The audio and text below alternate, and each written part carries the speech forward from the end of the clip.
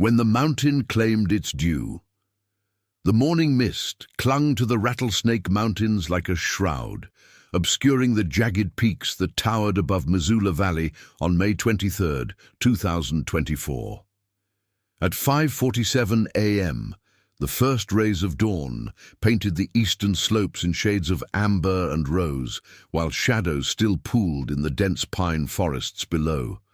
The air carried the crisp bite of late spring in Montana, with temperatures hovering at 38 degrees Fahrenheit.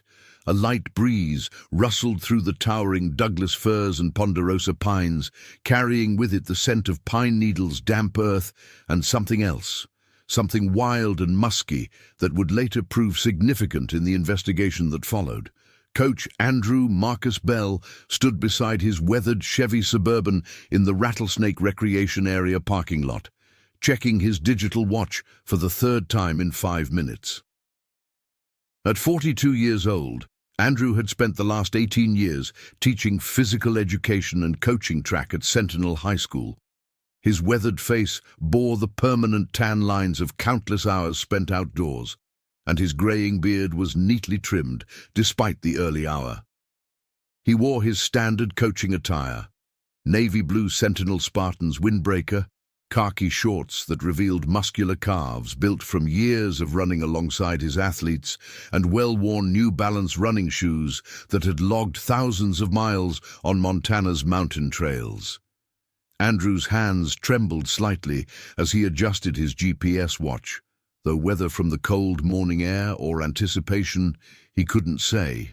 Today marked the third week of their spring conditioning program, designed to prepare his distance runners for the upcoming cross-country season. The Rattlesnake Wilderness had become their regular training ground, offering challenging terrain that would build both physical strength and mental toughness in his athletes. What Andrew didn't know was that this particular morning would mark not just another training session, but the beginning of a nightmare that would forever change the lives of everyone involved. The first to arrive was Logan Michael Price, a 17-year-old junior who had emerged as the team's most promising distance runner. Logan pulled into the parking lot at 5:52 a.m. behind the wheel of his mother's Honda Civic, the engine's quiet hum cutting through the morning stillness. He stepped out of the car with the fluid grace of a natural athlete, his 6-foot frame lean and efficient. Logan's dark brown hair was still damp from his morning shower, and his green eyes held the alert intensity that had made him a standout student as well as athlete. He maintained a 3.8 GPA while juggling his responsibilities as team captain, student council representative, and volunteer at the local animal shelter. Logan's background was one of quiet determination shaped by family tragedy. His father, Master Sergeant Michael Price, had been killed in Afghanistan when Logan was 12, leaving his mother Sarah to raise him and his younger sister Emma alone. Sarah worked double shifts as an emergency room nurse at St. Patrick Hospital, and Logan had stepped into the role of man of the house with remarkable maturity. Running had become his outlet, his way of processing grief and channeling his energy into something positive. Coach Bell had noticed Logan's natural talent during his freshman year, but it was the young man's work ethic and leadership qualities that truly set him apart. "Morning, Coach," Logan called out, his breath visible in small puffs in the cold air. He jogged in place briefly, shaking out his legs, then began his pre-run stretching routine against the side of his car. His movements were methodical and practiced, each stretch held for precisely 30 seconds as he'd been taught. Logan wore the team's standard training gear: maroon Sentinel Spartans long-sleeve shirt, black running shorts, compression socks, and Brooks Ghost running shoes that his mother had saved for 3 months to afford. 3 minutes later, Evan Christopher Grant arrived in a battered Ford pickup truck that belonged to his older brother, Marcus. Evan, at 16 years old, was the youngest member of the varsity squad, having earned his spot through a combination of raw talent and relentless dedication. Standing 5'9" with a runner's build, Evan possessed an almost supernatural ability to maintain pace over long distances. His strawberry blonde hair caught the early morning light, and his freckled face wore the easy smile that had made him popular among his classmates despite his quiet nature. Evan's story was one of unexpected athletic discovery. The son of a single mother who worked as a secretary at a law firm, he had been a late bloomer who discovered running almost by accident during his freshman year. His mother, Rebecca Grant, had initially worried about her shy son's lack of social connections, but running had given Evan both confidence and a sense of belonging. He approached the sport with an analytical mind, keeping detailed training logs and studying the biomechanics of efficient running form. His bedroom walls were covered with motivational quotes and race times he hoped to achieve, dreams that would tragically remain unfulfilled. "Perfect morning for a long run," Evan said as he climbed out of the truck, his voice carrying the slight rasp of someone not yet fully awake. He moved with the economical motions of someone who understood that energy conservation was crucial for distance running. His pre-run routine was less elaborate than Logan's, but equally focused, consisting of dynamic warm-up exercises that activated his hip flexors and prepared his stride for the challenging terrain ahead. The next arrival was Isabella Maria Rodriguez, known to her teammates as Izzy, who pulled up in a red Subaru Outback at 5:58 a.m. At 17, Izzy was the fastest female distance runner Sentinel High had seen in over a decade. Her compact, muscular frame stood 5'4", built for speed and endurance. Her long black hair was pulled back in a practical ponytail, and her dark eyes held the fierce, competitive fire that had driven her to 3 consecutive state championship appearances.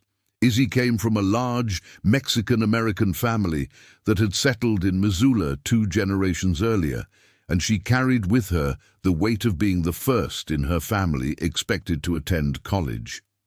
Izzy's parents, Miguel and Carmen Rodriguez, owned a successful landscaping business, and they had instilled in their daughter both a strong work ethic and deep respect for the natural world. Miguel often told stories of hiking in the Sierra Madre Mountains of his youth, tales that had sparked Izzy's love for mountain running. Her goal was to earn a track scholarship to the University of Montana, where she planned to study environmental science. Running represented more than just athletic achievement for Izzy. It was her pathway to opportunities that previous generations of her family had never imagined possible. "Ready to tackle those switchbacks again?" Izzy asked with a grin, performing a series of leg swings against her car's bumper. She wore bright pink running tights that contrasted sharply with her black team shirt, and her feet were laced into a pair of trail-specific Salomon running shoes designed for the technical terrain they would encounter. Her movements were sharp and precise, each stretch performed with the intensity she brought to every aspect of her training. Marcus James Thompson arrived moments later in a Jeep that belonged to his father, a successful local contractor.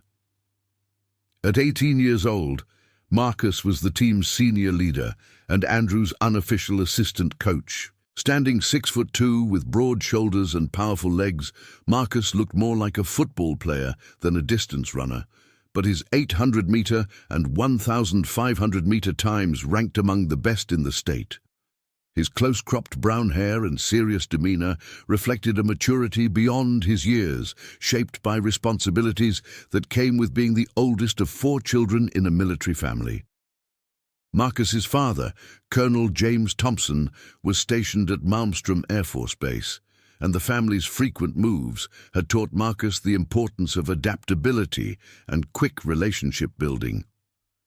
Running had been his constant through numerous school changes, and he had learned to excel in leadership roles wherever the family settled.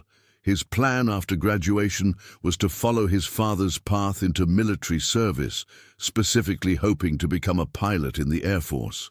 His combination of academic excellence and athletic achievement had already earned him acceptance to the Air Force Academy, making him a role model for younger athletes on the team. The final member of the group was Sophia Catherine Williams, a 17-year-old junior whose quiet intensity often masked her fierce, competitive spirit. Standing 5'6" with auburn hair and green eyes, Sophia had overcome significant personal challenges to become one of the team's most reliable performers. Her parents had divorced when she was 14, leading to a period of instability that had temporarily derailed her academic and athletic pursuits. However, running had provided the structure and sense of accomplishment she needed to rebuild her confidence and refocus her goals. Sophia lived primarily with her mother, Linda Williams, who worked as a librarian at the University of Montana. The divorce settlement had left them in modest financial circumstances, and Sophia had taken a part-time job at a local coffee shop to help with expenses while maintaining her training schedule. Her determination to succeed despite obstacles had earned her deep respect from both coaches and teammates. She wore older running gear that showed signs of extensive use, but was meticulously maintained, reflecting her practical approach to both athletics and life. By 6:05 a.m., the complete group had assembled in the parking lot, their breath creating small clouds in the cold morning air. Coach Bell gathered them into their traditional pre-run huddle, his voice carrying the authority of nearly 2 decades of coaching experience, mixed with genuine affection for his athletes. "All right, Spartans," Andrew began, his voice strong despite the early hour. "Today we're doing our standard rattlesnake loop, but I want to push the pace on the climbs. State championships are only 4 months away, and these mountains are going to make us stronger than any team we'll face." He paused, scanning the faces of his runners, noting the mixture of excitement and determination in their expressions. "Remember, we run as a pack. Nobody gets left behind, nobody gets too far ahead. We're building team unity as much as individual fitness." The Rattlesnake Recreation Area offered over 60,000 acres of pristine wilderness, with a network of trails that ranged from beginner-friendly paths to challenging technical routes that tested even experienced mountain runners. Their planned route was a 12-mile loop that would take them through varying terrain, starting with a gradual climb through mixed forest, progressing to steeper switchbacks that gained significant elevation, and finishing with a technical descent that required careful foot placement and mental focus. Andrew had chosen this particular route for several reasons. First, the varied terrain would provide comprehensive training for different muscle groups and energy systems. Second, the challenging climbs would build the mental toughness necessary for competitive success. Third, the scenic beauty of the area would remind his athletes why they loved running in the first place. What he hadn't considered, despite his years of experience in Montana's wilderness, was that they would not be the only ones using these trails that morning. Weather conditions seemed ideal for their training session. The National Weather Service forecast called for partly cloudy skies, with temperatures rising from the current 38 degrees to a comfortable 55 degrees by mid-morning. Wind speeds were predicted to remain light, varying between 5 and 10 miles per hour from the southwest. Humidity levels were moderate at 68%, creating conditions that would be neither too dry nor too muggy for extended aerobic exercise. The previous evening's light rain had settled the dust on the trails without creating muddy conditions that would slow their progress or increase injury risk. However, the recent precipitation had also created conditions that would prove significant in the events to follow.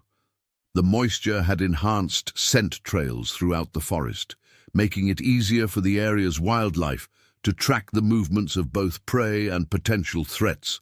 Additionally, the damp ground would later provide clear evidence for investigators attempting to reconstruct the exact sequence of events that led to tragedy. At 6:12 a.m., the group began their warm-up routine, a series of dynamic exercises designed to prepare their bodies for the demanding workout ahead. They moved through high knees, butt kicks, leg swings, and walking lunges, their movements synchronized from months of training together. The familiarity of the routine provided comfort and confidence, helping to settle any pre-run nerves while gradually raising their heart rates and core body temperatures. Logan led the warm-up with the natural authority of team captain, calling out each exercise and monitoring his teammates' form. His voice carried clearly in the still morning air, punctuated by the sounds of their feet on gravel and their gradually deepening breathing. The ritual of preparation had become sacred to the group, a shared experience that bonded them together and focused their minds on the challenges ahead. As they completed their warm-up, Andrew made final adjustments to his GPS watch and checked the emergency communication device he carried on all wilderness runs. The device, a Garmin InReach satellite communicator, would prove crucial in the events to follow, though none of them could have anticipated just how vital this precaution would become. Andrew's preparedness reflected his deep respect for Montana's wilderness and his understanding that even familiar trails could present unexpected dangers. The trailhead they would use was located at the northern edge of the parking area, marked by a weathered wooden sign that provided information about trail conditions, wildlife safety, and leave-no-trace principles. The sign included a detailed map of the trail system, with their planned route clearly marked in blue paint. Andrew had run variations of this loop hundreds of times over his coaching career, both with teams and during his own solo training runs. His familiarity with the terrain had bred a confidence that would later be called into question by investigators. At 6:18 a.m., the group set off at an easy conversational pace, their footsteps creating a rhythmic percussion against the packed earth trail. The path initially wound through a mixed forest of Douglas fir, ponderosa pine, and western larch, with an understory of huckleberry bushes and mountain ash. Shafts of golden sunlight filtered through the canopy, creating a dappled pattern of light and shadow that danced across the trail surface. The first mile of their route followed Rattlesnake Creek, the sound of flowing water providing a peaceful soundtrack to their movement. The creek was running higher than normal due to spring snowmelt from the surrounding peaks, its clear waters tumbling over smooth granite boulders worn into sculptural forms by countless years of erosion. The air along the creek corridor was noticeably cooler and more humid, filled with the rich scents of riparian vegetation and damp earth. Logan and Marcus naturally settled into the lead positions, their longer strides eating up distance efficiently while maintaining the prescribed easy pace. Behind them, Izzy and Sophia ran side by side, their conversation focused on upcoming final exams and college application deadlines. Evan brought up the rear alongside Coach Bell, his analytical mind already processing information about pace, heart rate, and perceived exertion that he would later record in his training log. The early morning forest was alive with wildlife activity, though most of the animals remained hidden from the passing runners. Stella's jays called from the upper branches of towering pines, their harsh cries echoing through the forest. A great blue heron stood motionless in a shallow pool of the creek, hunting for unwary trout with prehistoric patience. Red squirrels chattered territorial warnings from secure perches, their vocalizations adding to the natural symphony that surrounded the running group. What the runners couldn't see or hear was the large grizzly bear that had been foraging in a huckleberry patch roughly a quarter-mile from their position. The bear, a mature female weighing approximately 350 pounds, had emerged from her winter den 6 weeks earlier with 2 yearling cubs. The long winter and late spring had left her in a state of hyperphagia, the intense hunger that drives bears to consume up to 20,000 calories per day as they recover from months of fasting during hibernation. The female, known to wildlife biologists as Bear 264, had been born in the Bob Marshall Wilderness Complex 18 years earlier and had successfully raised 7 litters of cubs during her lifetime. Her territory encompassed roughly 60 square miles of the Rattlesnake Wilderness, an area she knew with intimate detail, accumulated through nearly 2 decades of seasonal migrations, foraging expeditions, and territorial defense. She was an experienced mother who had previously demonstrated appropriate wariness around humans, though she had never been involved in any documented aggressive encounters. However, several factors had combined to create unusual stress in Bear 264's life during the spring of 2024. First, the late snowmelt had delayed the emergence of many traditional food sources, forcing her to range farther from her preferred denning areas in search of adequate nutrition for herself and her growing cubs. Second, increased human recreational activity in the Rattlesnake Wilderness had disrupted several of her established foraging sites, creating additional pressure to find alternative food sources. Third, and perhaps most significantly, wildlife cameras had documented the presence of a large male grizzly in her territory, a potential threat to her cubs that had heightened her defensive instincts to dangerous levels. The male bear, designated as Bear 317 by researchers, was a massive boar weighing nearly 600 pounds who had dispersed from Glacier National Park the previous fall. His presence represented a serious threat to Bear 264's cubs, as male grizzlies are known to kill juvenile bears to bring females back into breeding condition. The stress of protecting her offspring while competing for limited food resources had pushed Bear 264 into a state of hypervigilance that made her prone to aggressive responses to perceived threats. At 6:31 a.m., as the running group passed through a dense stand of lodgepole pine approximately 2 miles from the trailhead, Bear 264 caught their scent on a shift in wind direction. The combination of human odors, synthetic fabrics, and petroleum-based products from their gear created a distinctive smell signature that immediately triggered her defensive instincts. Unlike typical encounters where bears would retreat upon detecting human presence, Bear 264's maternal protective drive and heightened stress levels caused her to begin tracking the source of the scent rather than avoiding it. The runners, meanwhile, had settled into their rhythm as they began the gradual climb toward the first major elevation gain of their route. Their conversation had shifted from casual topics to more focused discussion of running strategy and training goals. Logan was describing his hopes of breaking the school record in the 3,200-meter run when Coach Bell called for a brief water stop at a designated rest area beside the trail.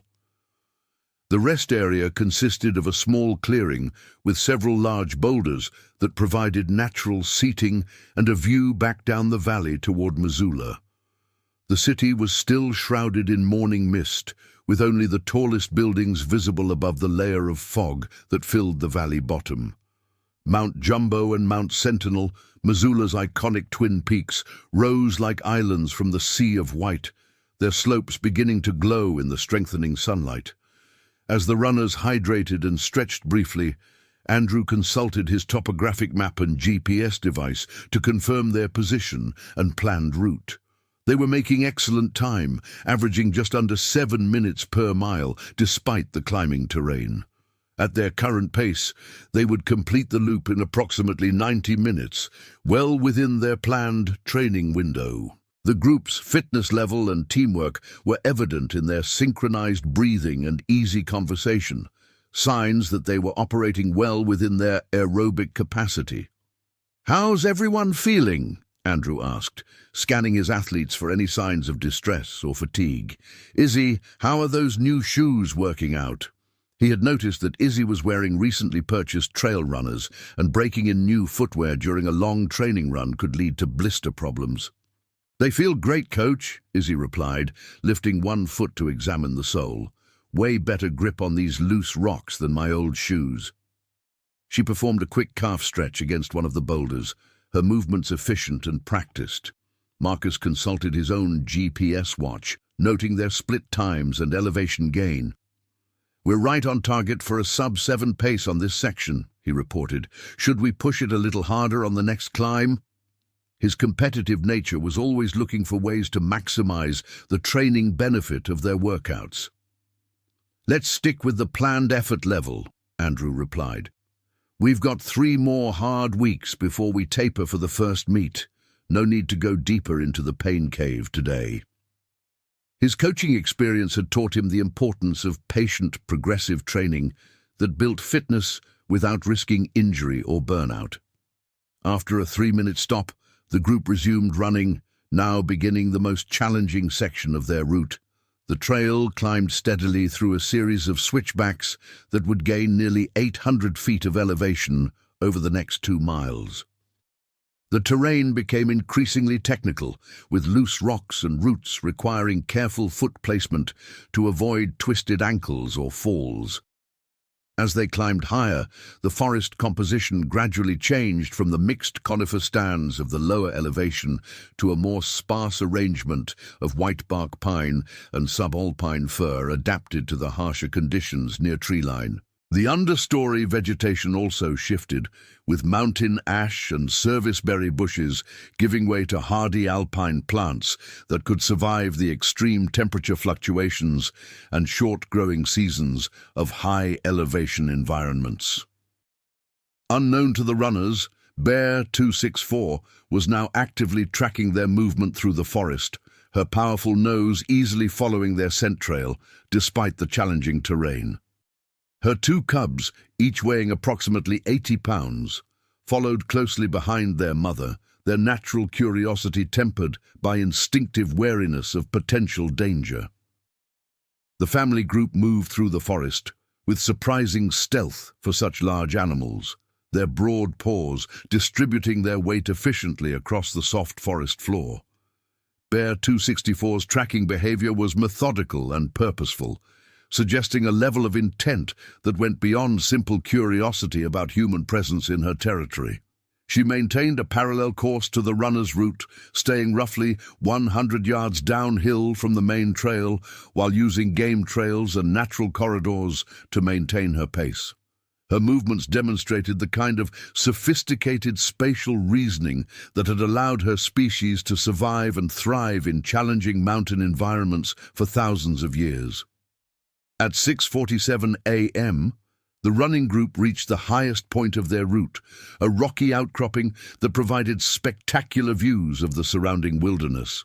The Rattlesnake Wilderness stretched out below them in all directions, a vast expanse of unbroken forest punctuated by alpine lakes and granite peaks.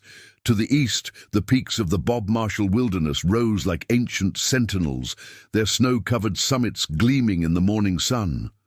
To the west, the Bitterroot Mountains formed a jagged horizon line that marked the border between Montana and Idaho. The view provided a moment of shared appreciation that reminded the runners why they had chosen to train in this spectacular environment.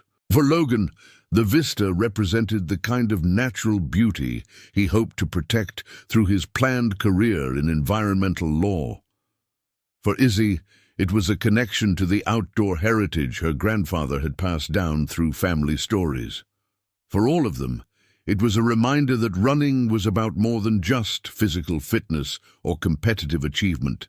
It was about experiencing the world in its most pure and challenging form. "This never gets old," Sophia said quietly, her voice filled with genuine awe as she gazed across the wilderness landscape. She pulled out her phone to capture a quick photo, though she knew that no image could fully convey the sense of scale and beauty that surrounded them. "Make sure you're staying hydrated up here," Andrew reminded them, noting the increased respiratory rate that came with the combination of altitude and exertion. "The air's thinner than what we're used to down in the valley." He took a long drink from his own water bottle, setting an example for his athletes.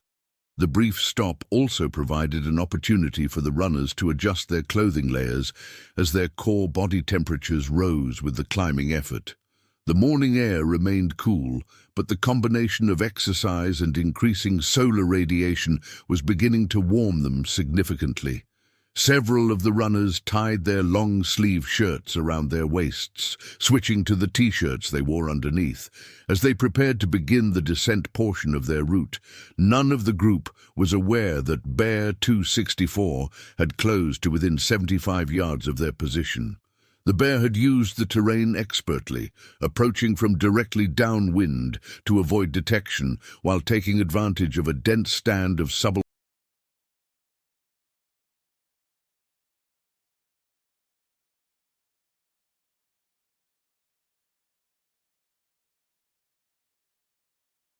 fire that concealed her movement. Her cubs remained positioned slightly behind and to the side of their mother, instinctively following her lead while maintaining positions that would allow for rapid escape if necessary. The descent began gradually, following a well-maintained trail that switched back down the eastern face of the ridge through a series of natural terraces.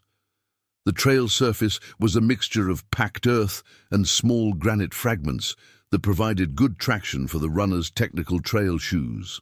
Douglas fir and western larch dominated the forest canopy at this elevation, their branches forming a partial ceiling that filtered the strengthening sunlight into shifting patterns of light and shadow. Logan and Marcus continued to lead the group, their longer strides well suited to the descending terrain. Behind them, Izzy had moved into third position, her compact build and low center of gravity, giving her confidence on the technical sections of trail. Sophia and Evan ran together in fourth and fifth positions, their conversation focused on the upcoming prom and graduation activities that marked the end of their junior year. Coach Bell brought up the rear, his experienced eye constantly monitoring his athletes for signs of fatigue or developing problems. The pace naturally quickened as they began the descent, gravity assisting their forward momentum, while the technical nature of the trail demanded constant attention to foot placement and body position. This was the type of running that separated true mountain athletes from track specialists who were uncomfortable with uneven surfaces and rapid changes in grade. All 5 of the runners demonstrated the confidence and skill that came from months of training on similar terrain. At 7:02 a.m., approximately 3 miles into their planned route, the trail made a sharp left turn around a large granite boulder that had been deposited by glacial action thousands of years earlier. The boulder created a natural blind corner that prevented the runners from seeing more than 20 yards ahead on the trail. As Logan rounded the corner at the head of the group, he found himself facing a situation that no amount of training could have prepared him for. Bear 264 was standing in the middle of the trail, roughly 15 yards ahead, her massive form blocking the narrow passage between 2 large trees. She had positioned herself deliberately in this location, having anticipated the runner's route based on her tracking of their scent trail. Her posture was alert, but not immediately aggressive, with her head raised and ears forward as she assessed the approaching humans. Her 2 cubs were visible slightly behind and to her right, their smaller forms partially concealed by a fallen log. Logan's reaction was instantaneous and appropriate based on standard bear safety protocols. He immediately stopped running and raised his arms above his head to make himself appear larger while backing away slowly. "Bear!" he called out in a firm, clear voice that instantly alerted his teammates to the dangerous situation they were facing. Marcus, running just behind Logan, managed to stop before rounding the corner completely, his athletic reflexes allowing him to process Logan's warning and adjust his position accordingly. However, the momentum of the group behind him created a compression effect as Izzy, Sophia, and Evan continued forward for several steps before they could react to the emergency situation. Coach Bell's response demonstrated the kind of quick thinking that had made him an effective leader throughout his coaching career.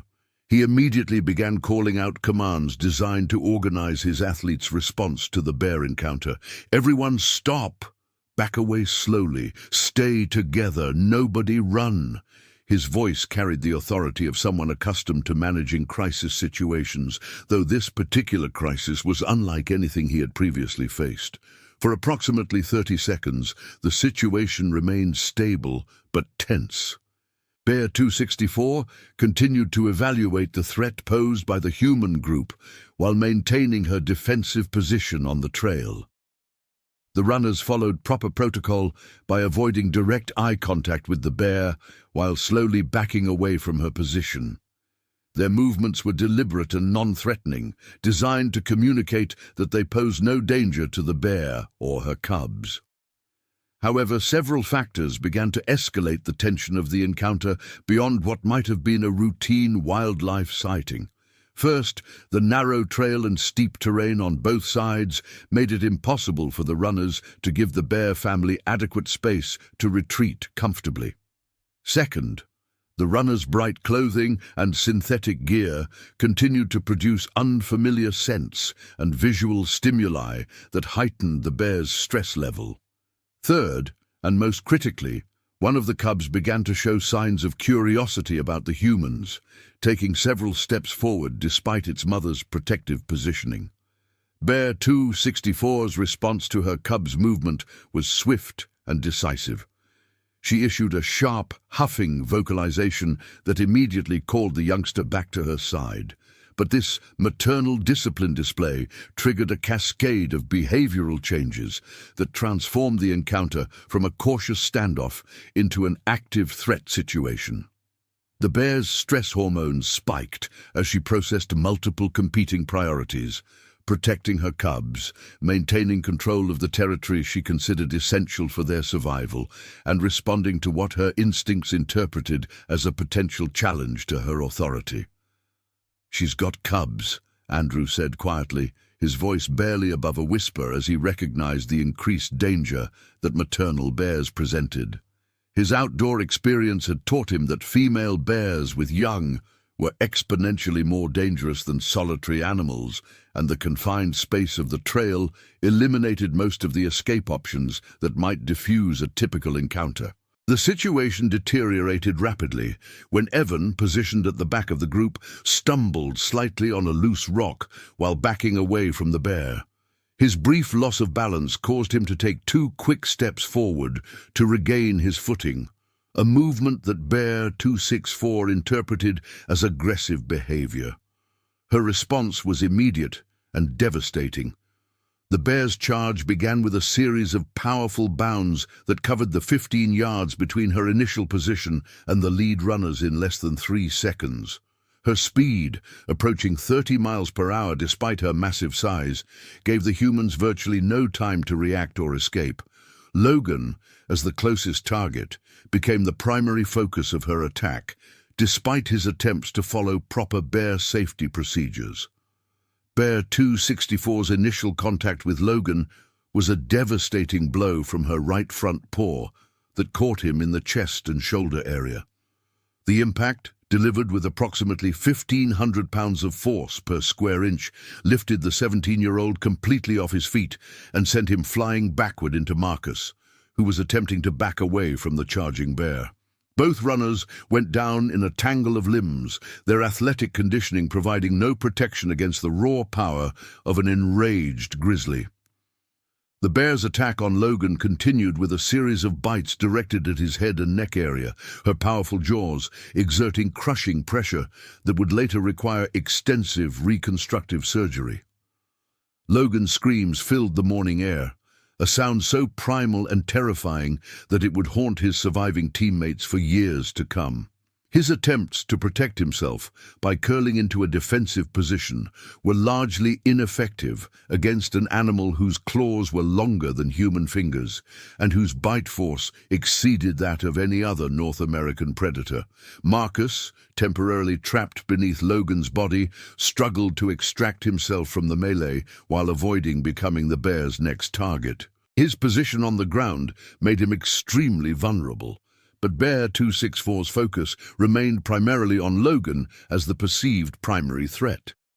Marcus managed to roll away from the immediate attack zone, sustaining deep claw wounds across his back and shoulders that would require immediate medical attention but were not immediately life-threatening. Izzy's response to the attack demonstrated both her competitive instincts and her deep loyalty to her teammates. Rather than fleeing from the scene, she began throwing rocks at the bear while shouting at the top of her lungs, attempting to distract the animal from its assault on Logan. Her actions were brave, but ultimately counterproductive, as they served to further agitate Bear 264 and extend the duration of the encounter. Sophia and Evan, positioned slightly farther from the initial attack, faced the terrible choice between their own safety and their loyalty to their teammates. Their training had not prepared them for this kind of life-or-death decision, and their responses would later become subjects of intense psychological counseling and self-examination. Sophia began backing away from the scene while screaming for help, her cries echoing through the forest despite the remote location that made immediate rescue impossible.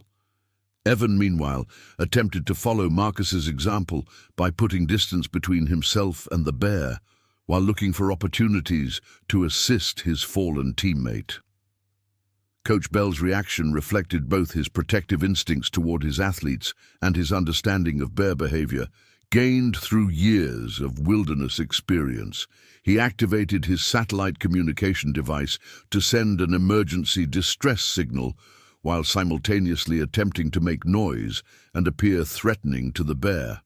His actions were designed to draw the bear's attention away from Logan while providing the best possible chance for rescue services to locate their position in the remote wilderness. The emergency signal transmitted by Andrew's Garmin InReach device was received by the GEOS International Emergency Response Center at 7:06 a.m. Mountain Time, exactly 4 minutes after the initial bear encounter began. The signal contained GPS coordinates accurate to within 10 feet, crucial information that would later prove essential for the rescue operation. However, the remote location and challenging terrain meant that even the fastest possible response would require over an hour to reach the scene. Bear 264's attack on Logan lasted approximately 90 seconds, though witnesses would later describe it as feeling like an eternity. Her assault included multiple bite wounds to his head, neck, and torso, as well as severe lacerations from her claws across his arms and legs. The young man's athletic conditioning and quick reflexes undoubtedly saved his life, as his ability to protect his vital organs and maintain some defensive posturing prevented even more catastrophic injuries. The bear's attention then shifted to Evan, who had been attempting to circle around the attack site to reach Coach Bell's position. Bear 264's predatory instincts, fully engaged by this point, caused her to pursue what she perceived as a fleeing threat. Evan's attempt to escape up the steep slope beside the trail proved fatal, as his position on the unstable hillside prevented him from maintaining the speed necessary to avoid the bear's second charge. Bear 264's attack on Evan was even more savage than her assault on Logan, possibly because the 16-year-old's flight response had triggered her hunting instincts rather than just her defensive behavior. The bear's initial contact knocked Evan down the slope, where he tumbled approximately 20 feet through dense undergrowth before coming to rest against a fallen log. His injuries from the fall were severe, including what appeared to be a broken leg and possible spinal damage, but these trauma would prove secondary to the devastating wounds inflicted by the bear's continued attack. The bear followed Evan down the slope, her movements sure-footed despite the steep and unstable terrain. Her second assault focused on Evan's head and neck area, inflicting massive trauma that would prove immediately fatal despite the eventual arrival of emergency medical services. The sounds of the attack, the bear's huffing and snarling, Evan's brief cries, and the crashing of vegetation created an acoustic signature that would forever remain burned into the memories of the surviving witnesses. Marcus, despite his own significant injuries, attempted to reach Evan's position to provide assistance, demonstrating the kind of selfless courage that would later earn him commendation from emergency responders. However, his wounds and the dangerous terrain made meaningful intervention impossible. His frustration at being unable to help his teammate would become a significant component of his long-term psychological trauma following the incident. The bear's assault on Evan lasted approximately 45 seconds before she appeared to lose interest in continuing the attack. Wildlife experts would later theorize that her predatory instincts had been satisfied and her defensive priorities were shifting back toward protecting her cubs, who had remained at the original encounter site throughout the attacks. Bear 264 began moving back up the slope toward her offspring, pausing periodically to assess the continuing threat posed by the remaining humans. During this brief lull in the attack, Coach Bell was able to approach Logan's position and begin administering emergency first aid. His training as a physical education teacher had included basic emergency medical response, and he immediately focused on controlling the massive bleeding from Logan's head wounds while monitoring his breathing and consciousness level. Logan was conscious, but in severe shock. His responses limited to moans and reflexive movements that indicated significant neurological trauma. "Logan, stay with me," Andrew said in the calm, authoritative voice he used during critical moments in competition. "Help is coming. You're going to be okay." His words were as much for his own psychological stability as for Logan's benefit, as the severity of the injuries made it clear that the young man's survival was far from certain. Izzy and Sophia, meanwhile, had taken positions approximately 50 yards from the attack site, close enough to maintain visual contact with their teammates, but far enough to avoid immediate danger if the bear resumed her aggressive behavior. Their role became that of lookouts and communicators, using their cell phones to attempt contact with emergency services despite the remote location that made cellular coverage sporadic at best. The Bear family remained in the immediate area for another 6 minutes, with Bear 264 maintaining a vigilant watch over her cubs while continuing to monitor the human group for signs of renewed threat behavior. Her positioning suggested a sophisticated understanding of tactical advantage, as she had placed herself between the humans and the primary escape route, while maintaining access to alternative retreat paths through the dense forest. During this tense standoff period, Marcus managed to reach Coach Bell's position despite his own injuries, joining the effort to provide emergency care to Logan, while keeping watch for any resumption of aggressive behavior from the bear. His medical knowledge, gained through a Red Cross first aid course taken as part of his preparation for military service, proved invaluable in prioritizing treatment for Logan's multiple injuries. "We need to maintain pressure on these head wounds," Marcus told Andrew, his voice steady despite the pain from his own injuries and the psychological trauma of witnessing his teammates' attacks. "And we need to monitor his breathing. I think some of his ribs might be broken." His ability to function effectively under extreme stress demonstrated the leadership qualities that had made him team captain and would later help him cope with the long-term aftermath of the incident. At 7:14 a.m., Bear 264 finally began leading her cubs away from the encounter site, moving deeper into the forest along what appeared to be an established game trail.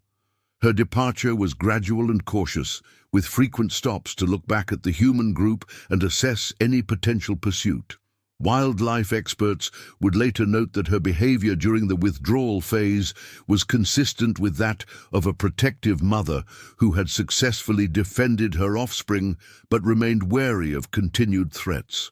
The Bear family's departure provided the human survivors with their first opportunity to fully assess the situation and begin organizing a more comprehensive response to the medical emergency they were facing.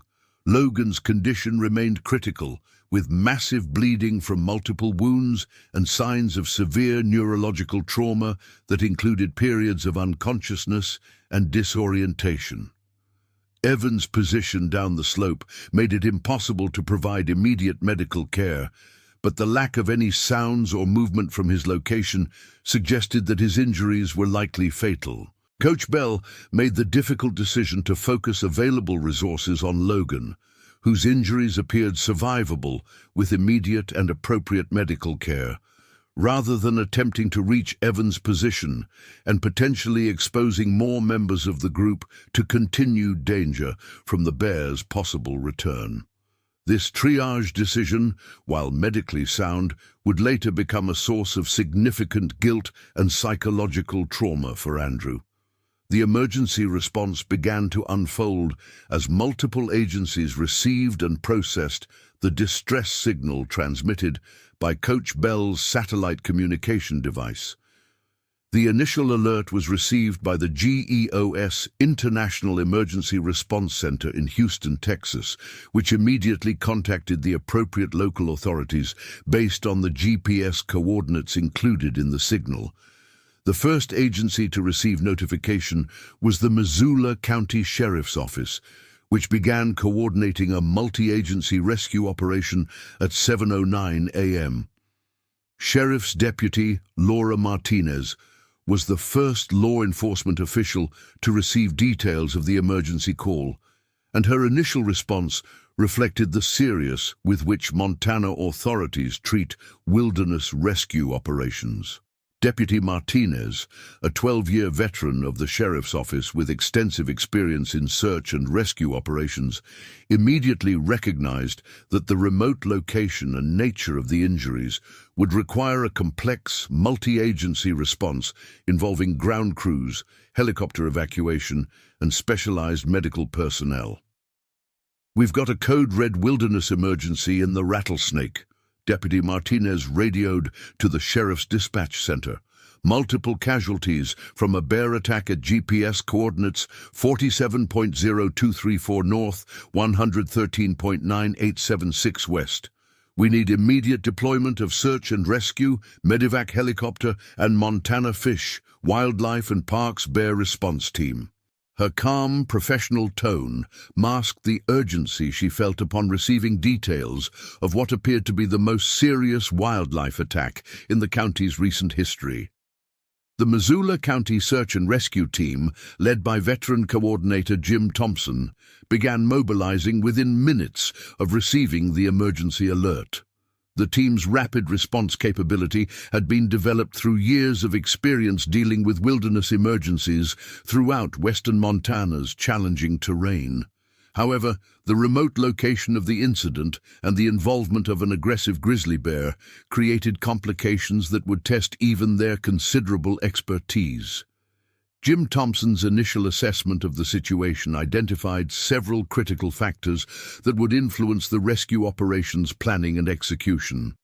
First, the GPS coordinates placed the incident location approximately 3 miles from the nearest road access, requiring either a lengthy ground approach or helicopter insertion of medical personnel. Second, the continued presence of an aggressive bear in the area created safety concerns for rescue personnel that would require coordination with wildlife management authorities. Third, the nature of the reported injuries suggested that time was critical for the survival of at least one victim. "This is going to be a challenging one," Thompson told his assembled rescue team members as they gathered at the Rattlesnake Recreation Area parking lot. "We've got severely injured victims in a remote location with a dangerous bear still in the area. Our priorities are personnel safety first, then getting medical care to the victims as quickly as possible." His experience had taught him that wilderness rescues involving wildlife encounters required careful balance between speed and caution. The Montana Fish, Wildlife and Parks Bear Response Team, led by wildlife biologist Dr. Sarah Chen, received notification of the incident at 7:11 a.m. and immediately began preparing for deployment to the scene. Dr. Chen's team specialized in managing human-wildlife conflicts throughout western Montana, with particular expertise in grizzly bear behavior and public safety protocols. Their involvement would be crucial not only for ensuring the safety of rescue personnel, but also for conducting the investigation that would determine the bear's fate. Dr. Chen's initial response reflected the serious nature of grizzly bear attacks and their potential for creating ongoing public safety concerns. "We need to assume this bear is still in the area and may be exhibiting abnormally aggressive behavior," she told her team members as they loaded specialized equipment into their response vehicles. "Our immediate priority is supporting the rescue operation, but we also need to begin gathering evidence for our investigation and assessment of continued threat to public safety." The medical response component of the rescue operation involved coordination between multiple agencies and organizations, each bringing specialized capabilities essential for managing the complex trauma cases they were facing. The primary medical evacuation capability was provided by Reach Air Medical Services, a helicopter-based emergency medical service that served western Montana's mountainous terrain. Flight nurse Jennifer Walsh and flight paramedic David Rodriguez received the emergency dispatch at 7:13 a.m., while their helicopter was positioned at the Missoula airport for routine maintenance checks. Both medical professionals brought extensive experience in wilderness trauma cases to the situation, having previously treated victims of everything from climbing accidents to wildlife encounters throughout Montana's backcountry regions. "This is going to be a technical insertion," Jennifer told her pilot, Captain Mark Stevens, as they reviewed the GPS coordinates and topographic map of the rescue site. "The terrain around those coordinates is steep and heavily forested. We'll need to find a landing zone close enough to be effective, but safe enough to avoid rotor strike on the trees." Her assessment reflected the challenging balance between speed and safety that characterized all helicopter rescue operations in mountainous terrain. The helicopter crew's preparation included loading specialized medical equipment designed for treating severe trauma in remote locations where traditional hospital resources were unavailable. Their aircraft carried advanced life support capabilities, including blood products, advanced airway management tools, and sophisticated monitoring equipment that could maintain critical patients during transport to definitive medical care. Captain Stevens's flight planning had to account for multiple variables, including weather conditions, terrain obstacles, fuel requirements, and the additional weight of rescue personnel and medical equipment. The morning's weather conditions remained favorable for helicopter operations, with light winds and good visibility that would facilitate both navigation to the remote site and the precision flying required for landing in a confined area. "Flight time to the coordinates is approximately 12 minutes, Captain Stevens reported to his crew as he completed his pre-flight inspection. "I'm identifying 3 potential landing zones within a quarter-mile of the reported position, but we won't know which ones are viable until we get eyes on the actual terrain." His conservative approach reflected years of experience that had taught him to plan for multiple contingencies in wilderness rescue operations. Back at the incident site, the survivors continued their vigil over Logan's critical condition while maintaining watch for any return of the bear family. The passage of time had allowed for a more thorough assessment of Logan's injuries, and the picture that emerged was both encouraging and deeply concerning. While he remained conscious and responsive, the severity of his wounds made it clear that his survival depended entirely on the speed and quality of the medical care he would receive. Logan's head wounds were the most immediately life-threatening, involving multiple lacerations that had resulted in significant blood loss and possible skull fractures. The bear's claws had created deep furrows across his scalp and forehead, while bite wounds had resulted in tissue damage that would require extensive reconstructive surgery. However, his neurological responses suggested that the injuries, while severe, had not resulted in irreversible brain damage. His torso wounds were equally serious, with claw marks across his chest and shoulders that had torn through muscle tissue and potentially damaged underlying structures. Several of his ribs appeared to be broken, creating concerns about possible internal injuries that could prove fatal if not treated promptly. The combination of external bleeding and potential internal injuries made Logan's condition extremely unstable and time-critical. Marcus, despite his own significant injuries, continued to assist Coach Bell in providing emergency care while fighting off the psychological effects of shock and trauma. His wounds, while painful and requiring medical attention, were not immediately life-threatening. The bear's claws had raked across his back and shoulders, creating deep lacerations that were bleeding but had missed major blood vessels and organs. "How much longer until help gets here?" Marcus asked, his voice reflecting the strain of maintaining composure under extreme circumstances. His military family background had taught him the importance of staying focused during crisis situations, but nothing had prepared him for the reality of watching his teammates suffer such devastating injuries. The GPS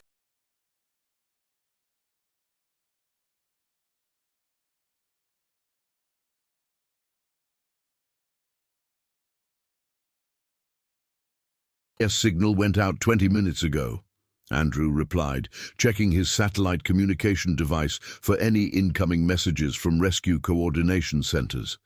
"In terrain like this, I'd expect ground crews to take at least 45 minutes to reach us, maybe less if they can get a helicopter in here."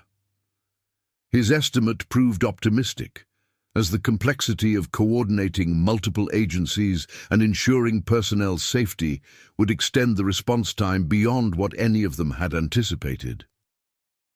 The psychological toll of the incident was beginning to manifest in all of the survivors, though their individual responses varied based on their personalities, previous experiences, and roles in the unfolding drama. Coach Bell's focus on leadership and problem-solving helped him manage his own trauma responses while providing stability for his athletes. However, the weight of responsibility for their safety and the guilt over the attack's occurrence were already beginning to create emotional burdens that would persist long after their physical wounds healed. Izzy's response combined her natural competitiveness with deep emotional distress over her teammates' injuries. Her attempts to drive off the bear had left her feeling simultaneously proud of her courage and guilty that her actions might have prolonged Logan's suffering. The knowledge that Evan appeared to be dead created a sense of loss and helplessness that challenged her normal approach to problem-solving through aggressive action. Sophia's reaction reflected her previous experiences with family trauma and instability, creating both resilience and vulnerability in the face of this new crisis. Her ability to remain functional while experiencing intense fear demonstrated the coping mechanisms she had developed during her parents' divorce. But the graphic nature of the bear attack had overwhelmed many of her usual strategies for managing emotional distress. The remote location of the incident meant that the survivors' emotional support systems, parents, friends, and professional counselors, remained unaware of what had occurred and unable to provide the immediate psychological assistance that trauma experts recommend following such events. This isolation amplified the psychological impact of the incident and would later contribute to the development of post-traumatic stress symptoms in several of the survivors. At 7:28 a.m., the distinctive sound of helicopter rotors became audible in the distance, providing the first indication that professional help was approaching their location. The sound grew steadily louder over the next several minutes, creating a mixture of relief and anxiety among the survivors, as they realized that their ordeal was entering a new phase, focused on medical evacuation and treatment.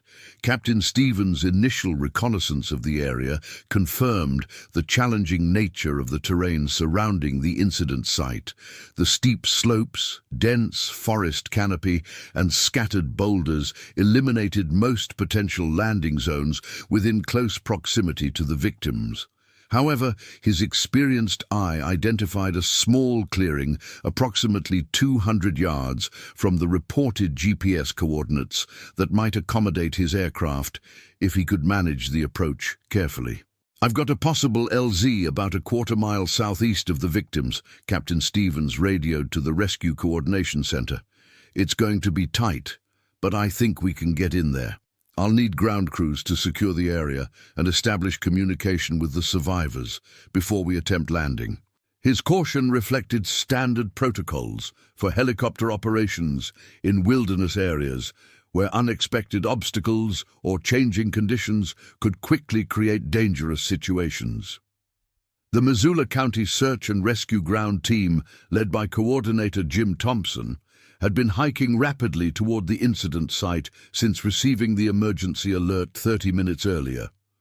Their route followed established trails for the first 2 miles, then required bushwhacking through dense forest to reach the GPS coordinates provided by Coach Bell's emergency beacon. The ground team's equipment load reflected the serious nature of the reported injuries and the remote location of the incident. Each team member carried advanced first aid supplies, emergency shelters, communication equipment, and specialized gear for managing trauma patients in wilderness environments. Their total load weight approached 60 pounds per person, requiring exceptional physical fitness to maintain rapid movement over challenging terrain. "We're approximately 15 minutes out from the reported coordinates," Jim Thompson radioed to the Rescue Coordination Center at 7:32 a.m. "Terrain is as challenging as expected, but we're making good time. Request that Medivac helicopter maintain holding pattern until we can establish ground contact and secure the landing zone." His experience had taught him that coordination between air and ground resources was critical for successful wilderness rescue operations. The approach of professional rescue personnel created new dynamics among the incident survivors, as the reality of their situation began to shift from immediate survival concerns toward longer-term medical and legal implications. Coach Bell found himself mentally preparing for the extensive questioning and investigation that would follow, while also trying to process his own emotions about the tragedy that had befallen his athletes. Logan's condition during this period remained critical but stable, suggesting that the first aid measures administered by his coach and teammate had been effective in preventing further deterioration. His periods of consciousness were becoming more frequent and coherent, allowing him to communicate basic information about his pain levels and physical sensations. However, the severity of his injuries made it clear that his recovery would require extensive medical treatment and rehabilitation. The first physical contact between the incident survivors and professional rescue personnel occurred at 7:41 a.m. when search and rescue team member Lisa Rodriguez reached the scene after approaching from downhill through dense forest. Her initial assessment of the situation confirmed the serious nature of the medical emergency, while also providing crucial information about scene safety and the continued threat posed by the bear's presence in the area. "We've got 2 victims, one critical and one appears to be deceased," Lisa radioed to her team coordinator. "The critical victim is conscious and responsive, but has severe head trauma and significant bleeding. No sign of the bear at this time, but survivors report it was a female with cubs that moved off toward the northeast about 30 minutes ago."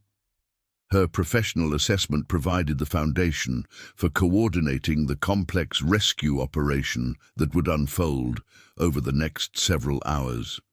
Lisa's medical training allowed her to immediately assume responsibility for Logan's care, relieving Coach Bell and Marcus of the psychological burden of being solely responsible for keeping their teammate alive. Her arrival also provided the first professional validation that their first aid efforts had been appropriate and effective, offering some emotional relief to the traumatized group. "You guys did everything right," Lisa told the survivors as she began her more comprehensive assessment of Logan's injuries. "Your quick thinking and good first aid probably saved his life." Her words were both professionally accurate and psychologically important, beginning the process of helping the survivors understand that they had responded appropriately to an impossible situation. The establishment of professional medical care at the scene allowed for more sophisticated treatment of Logan's injuries, including advanced airway management, fluid resuscitation, and pain control measures that went beyond basic first aid capabilities. Lisa's equipment included intravenous fluids, advanced medications, and monitoring devices that could help stabilize Logan's condition during the challenging evacuation process that lay ahead.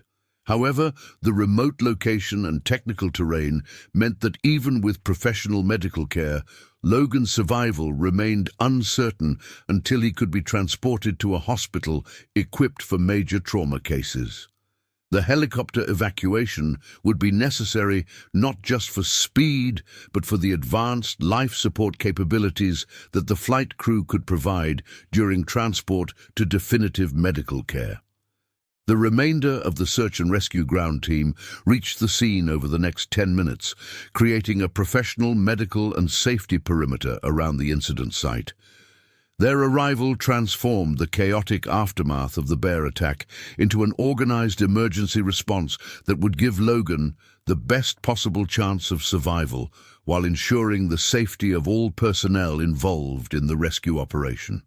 Team member David Park immediately took responsibility for locating and assessing Evan's condition, approaching his position down the slope with the careful movements of someone trained to work in unstable terrain while maintaining awareness of potential continued threats from wildlife. His discovery confirmed what the survivors had feared. Evan's injuries had been immediately fatal, making recovery of his body a secondary priority behind the urgent medical needs of the surviving victim. The second victim is deceased, David reported quietly to his team coordinator. Injuries are consistent with a bear attack. We'll need to coordinate with the coroner's office and wildlife authorities for body recovery, but that can wait until we've got the survivor evacuated. His professional approach to dealing with the fatality helped maintain focus on the life-saving efforts that remained possible. The psychological impact of having Evan's death officially confirmed was significant for all of the survivors, transforming what had been desperate hope into definitive grief. The finality of professional assessment removed any remaining uncertainty about their teammates' fate, beginning the emotional process of accepting the loss while simultaneously dealing with their own trauma and Logan's critical condition. Jim Thompson's coordination of the helicopter landing zone preparation required careful balance between providing adequate space for the aircraft while minimizing the distance that Logan would need to be transported over difficult terrain. The clearing that Captain Stevens had identified was small and surrounded by tall trees that would make the approach challenging, but it appeared to be the only viable option within reasonable proximity to the incident site. "We're going to need to clear some branches and mark the LZ boundaries," Thompson told his team members as they assessed the landing site. "It's going to be tight, but I think we can make it work." The pilot's experienced with technical insertions. His confidence was based on years of successful helicopter rescue operations in similar terrain, though each mission carried unique risks that required careful management. The process of preparing the landing zone required approximately 20 minutes of intensive work by the ground crew, including clearing vegetation, marking boundaries with reflective tape, and establishing communication protocols with the helicopter crew. The work was performed under constant awareness that the bear family remained in the general area and could potentially return to investigate the increased human activity. At 8:02 a.m., Captain Stevens began his approach to the improvised landing zone, flying with the precision that came from years of experience in challenging mountain rescue operations. His approach angle was steep and required constant adjustments to account for wind conditions, terrain obstacles, and the narrow margins for error that characterized the confined landing area. "Coming in hot," Captain Stevens announced over the radio as his skids touched down in the small clearing. I'll need to keep power up and maintain light contact with the ground. Medical team needs to be ready for immediate patient transfer. His words reflected the reality that the landing zone was too small and unstable to allow for a normal shutdown and restart sequence. Flight nurse Jennifer Walsh and flight paramedic David Rodriguez immediately exited the helicopter with their medical equipment, moving quickly toward the incident site under the guidance of search and rescue team members. Their arrival represented the highest level of medical care available in wilderness environments, bringing advanced trauma capabilities that could mean the difference between life and death for Logan. The medical team's assessment of Logan's condition confirmed the severity of his injuries, while also identifying the effectiveness of the first aid that had been provided by Coach Bell and Marcus. Their professional evaluation revealed that Logan had sustained multiple life-threatening injuries, but remained within the range of survivable trauma if he could receive appropriate hospital care within a reasonable time frame. We've got major head trauma, possible skull fractures, multiple lacerations, and probable internal injuries, Jennifer reported to the hospital trauma team via radio. Patient is conscious and responsive, but showing signs of significant blood loss. We're going to need the trauma bay, prepared for immediate surgical intervention upon arrival. Her assessment provided the receiving hospital with crucial information for preparing their response to the incoming patient. The process of preparing Logan for helicopter evacuation required delicate balance between speed and medical care, as his injuries made him extremely fragile, while time remained critical for his survival. The medical team's experience allowed them to work efficiently while maintaining the careful monitoring necessary to detect any deterioration in his condition during the transfer process. David Rodriguez's expertise in flight medicine proved crucial as he established intravenous access and began fluid resuscitation while simultaneously preparing Logan for the challenging helicopter ride to the hospital. The combination of Logan's injuries and the aircraft's movement would create additional stresses that required careful management to avoid further complications during transport. The helicopter evacuation itself represented a critical phase in Logan's medical care, as the flight to St. Patrick Hospital would take approximately 15 minutes, during which his condition could change rapidly. The medical team's ability to provide advanced life support during transport would be essential for maintaining his stability until he could reach the hospital's trauma bay. Captain Stevens's departure from the confined landing zone required the same precision as his approach, complicated by the additional weight of medical equipment and personnel, as well as the need to maintain patient stability during the aircraft's movements. His successful execution of this challenging evolution reflected years of training and experience in mountain rescue operations. The helicopter's departure left the remaining survivors with a mixture of relief and continued anxiety, as Logan's evacuation represented hope for his survival, while also emphasizing the reality that their teammates' fate remained uncertain. The professional competence they had witnessed from the medical team provided reassurance, but the severity of Logan's injuries made it clear that his recovery would be neither quick nor certain. The search and rescue team's remaining responsibilities at the incident site included securing the scene for the investigation that would follow, coordinating the recovery of Evan's body, and ensuring the safety of the surviving witnesses during their evacuation from the remote location. These tasks would require several more hours of work in an area where the aggressive bear family remained a potential threat to personnel safety. Coach Bell and his 3 surviving athletes faced the difficult transition from emergency survival mode to the beginning of a long recovery process that would involve extensive medical treatment, psychological counseling, legal proceedings, and media attention that none of them were prepared to handle. Their ordeal was far from over, even though the immediate physical danger had passed. The investigation into the bear attack would begin immediately, led by Dr. Sarah Chen and her wildlife management team, whose responsibility included determining whether Bear 264 posed a continued threat to public safety. This assessment would ultimately determine the bear's fate and influence wildlife management policies throughout the region. The media attention that would follow the incident represented another challenge for the survivors, as the dramatic nature of a fatal bear attack on high school athletes would generate intense public interest and scrutiny. The family members, school officials, and community leaders would all be thrust into situations they had never experienced and for which no training could fully prepare them. The helicopter carrying Logan arrived at St. Patrick Hospital at 8:23 a.m., where a full trauma team led by Dr. Michael Harrison was waiting to begin the complex medical treatment that would determine whether the 17-year-old would survive his injuries. The transition from wilderness medicine to hospital care marked a crucial turning point in Logan's fight for life, though the full extent of his injuries would not be known until comprehensive medical evaluation could be completed.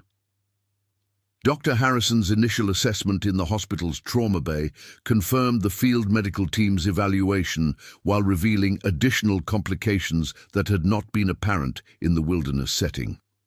Logan's head injuries included multiple skull fractures that had resulted in brain swelling, requiring immediate neurosurgical intervention to relieve intracranial pressure and prevent permanent brain damage. "We've got significant intracranial bleeding and evidence of brain swelling," Dr. Harrison announced to his trauma team as they worked to stabilize Logan's condition. "We need to get him to surgery immediately for craniotomy and hematoma evacuation. Time is critical here." His words reflected the reality that Logan's survival depended on rapidly addressing the most life-threatening aspects of his injuries. The surgical team, led by neurosurgeon Dr. Patricia Wong, began the complex process of addressing Logan's brain injuries, working with microscopic precision to remove blood clots and repair damaged tissue while minimizing additional trauma to healthy brain structures. The surgery would last over 6 hours and represent only the first of multiple operations that Logan would require during his recovery process. Meanwhile, the orthopedic surgery team, led by Dr. Robert Martinez, began addressing Logan's other injuries, including multiple fractures and the extensive soft tissue damage caused by the bear's claws and teeth. The reconstructive work required would be extensive, involving multiple surgical procedures over several months to restore both function and appearance to the damaged areas. The hospital's social services team, led by Counsellor Margaret Thompson, began the process of providing support to Logan's family and the other survivors of the attack. Their role would be crucial in helping everyone involved cope with the psychological trauma of the incident, while navigating the complex medical and legal issues that would arise. Logan's mother, Sarah Price, received notification of the attack while working her shift in the hospital's emergency department, creating the additional trauma of learning about her son's injuries while surrounded by the medical equipment and personnel who would be responsible for saving his life. Her professional medical knowledge made her acutely aware of the severity of Logan's condition, while her maternal instincts drove her to do everything possible to support his recovery. "I need to see him," Sarah told Dr. Harrison when she was briefed on Logan's condition. "I know he's in surgery, but I need to be here when he comes out." Her words reflected the desperate need of a parent to be present during their child's crisis, even when there was nothing she could do to directly influence the outcome. The families of the other survivors began arriving at the hospital throughout the morning as news of the attack spread through the community. Marcus Thompson's parents drove down from their home near Great Falls, while Izzy Rodriguez's extended family gathered at the hospital to provide support and await news of her condition. The waiting room became a focal point for the community's response to the tragedy.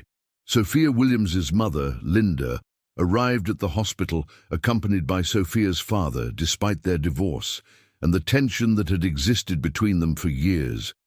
The crisis had temporarily set aside their personal conflicts as they focused on supporting their daughter through the trauma she had experienced. The psychological impact of the bear attack began to manifest in different ways among the survivors as the immediate adrenaline response wore off and the reality of what they had experienced began to set in. Marcus, despite his physical injuries, showed signs of survivor guilt and anxiety about his inability to help his teammates during the attack. His military family background had taught him to take responsibility for others' safety, creating additional emotional burden beyond the trauma of witnessing the attack. Izzy's response combined elements of anger, grief and determination as she processed the loss of Evan and Logan's critical injuries. Her competitive nature led her to want to take action to prevent similar incidents, but the helplessness she felt in the face of such a random and violent event challenged her normal approaches to problem-solving. Sophia's reaction reflected her previous experience with family trauma, showing both resilience and vulnerability as she attempted to cope with this new crisis.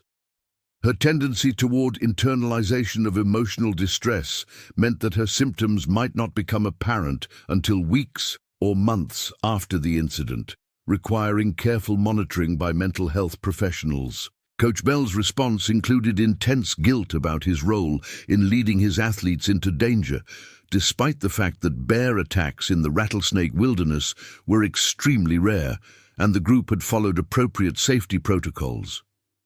His sense of responsibility for his students' welfare made it difficult for him to accept that the incident had been unforeseeable and largely unavoidable.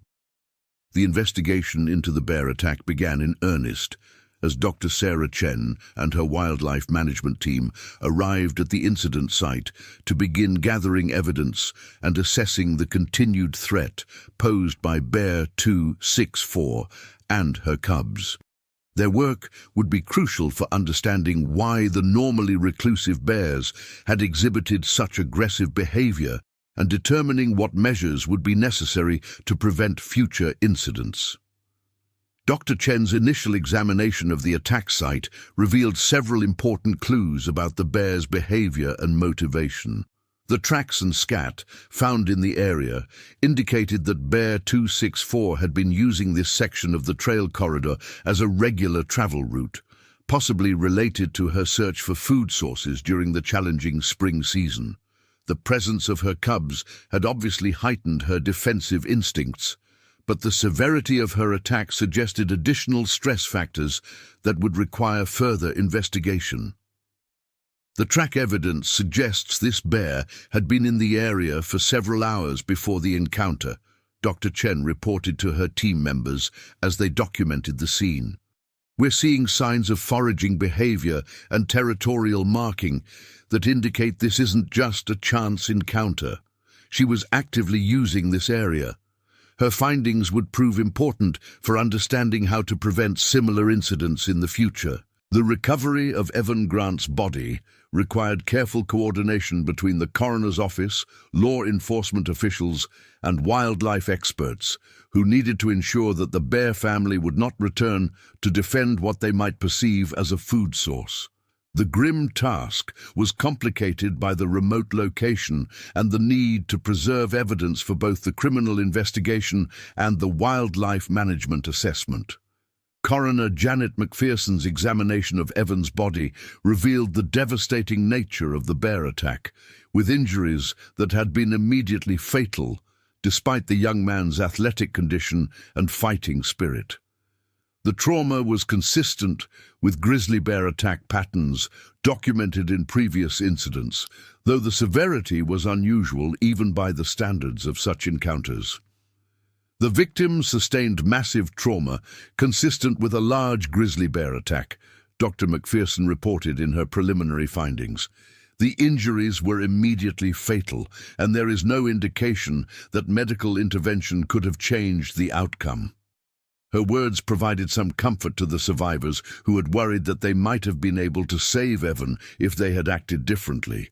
The news media's response to the bear attack began almost immediately, as the dramatic nature of the incident and its impact on high school athletes made it a compelling story for both local and national outlets. The challenge for school officials and family members would be managing this attention while protecting the privacy and well-being of the survivors during their recovery process. Sentinel High School principal Robert Johnson found himself thrust into a crisis management role for which his educational background had not fully prepared him.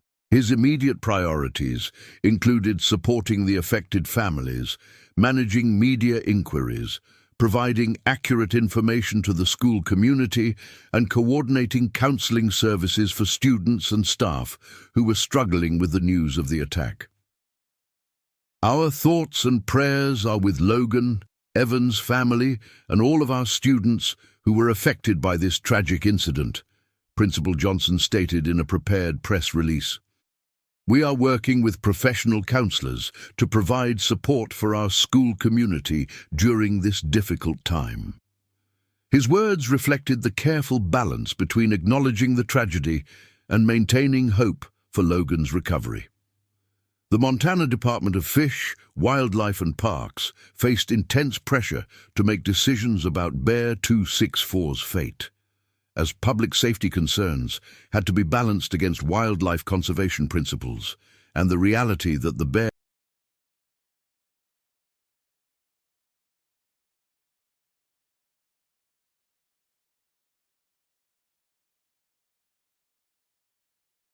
had been acting according to her natural protective instincts. The decision-making process would involve extensive consultation with bear behavior experts, legal advisors, and community stakeholders.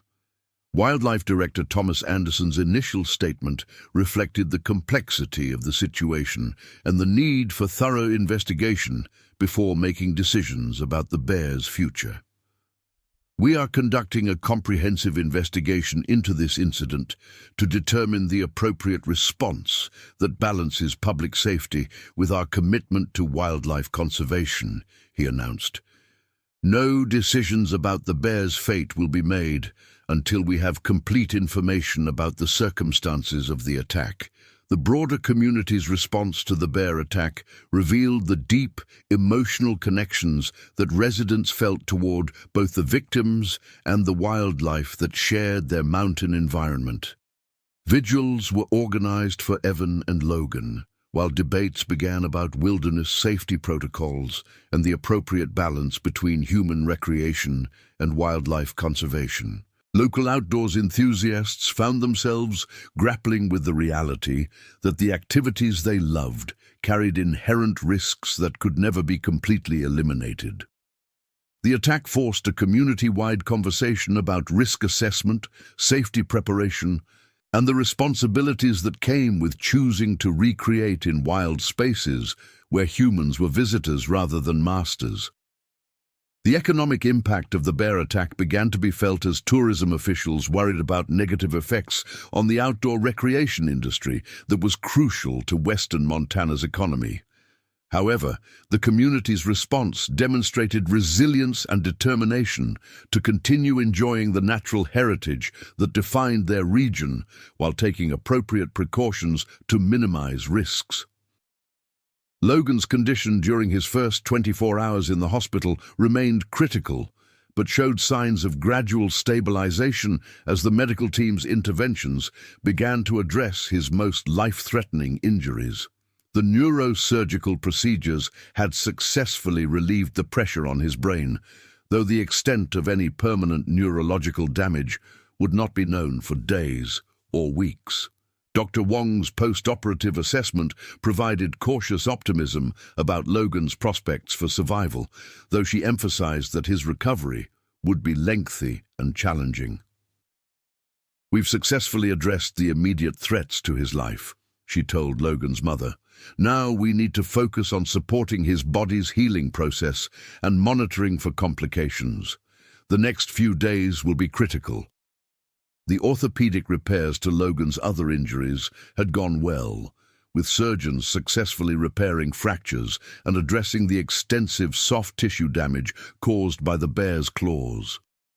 However, full recovery would require months of rehabilitation and possibly additional surgical procedures to restore complete function to the damaged areas. Logan's first moments of clear consciousness came 36 hours after the attack, when he was able to recognize his mother and respond to simple questions from his medical team.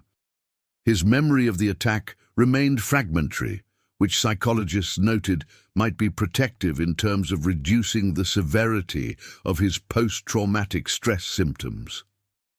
"Mom?" Logan's voice was weak but clear as he recognized Sarah's face beside his hospital bed. "What happened to Evan?" His question reflected the loyalty and concern for his teammates that had made him such an effective team captain, even in the midst of his own medical crisis. Sarah's response required careful balance between honesty and protection of her son's emotional well-being during his critical recovery period. "There was an accident during your training run," she told him gently. "Evan didn't make it, but you're going to be okay. The doctors say you're going to recover."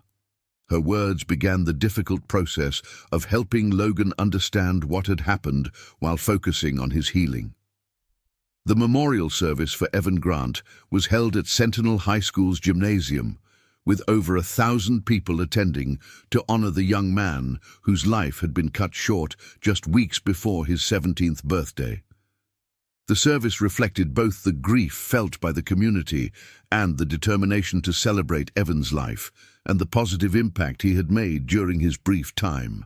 Evan's mother, Rebecca Grant, demonstrated remarkable strength as she spoke about her son's love for running and his dreams for the future that would never be fulfilled.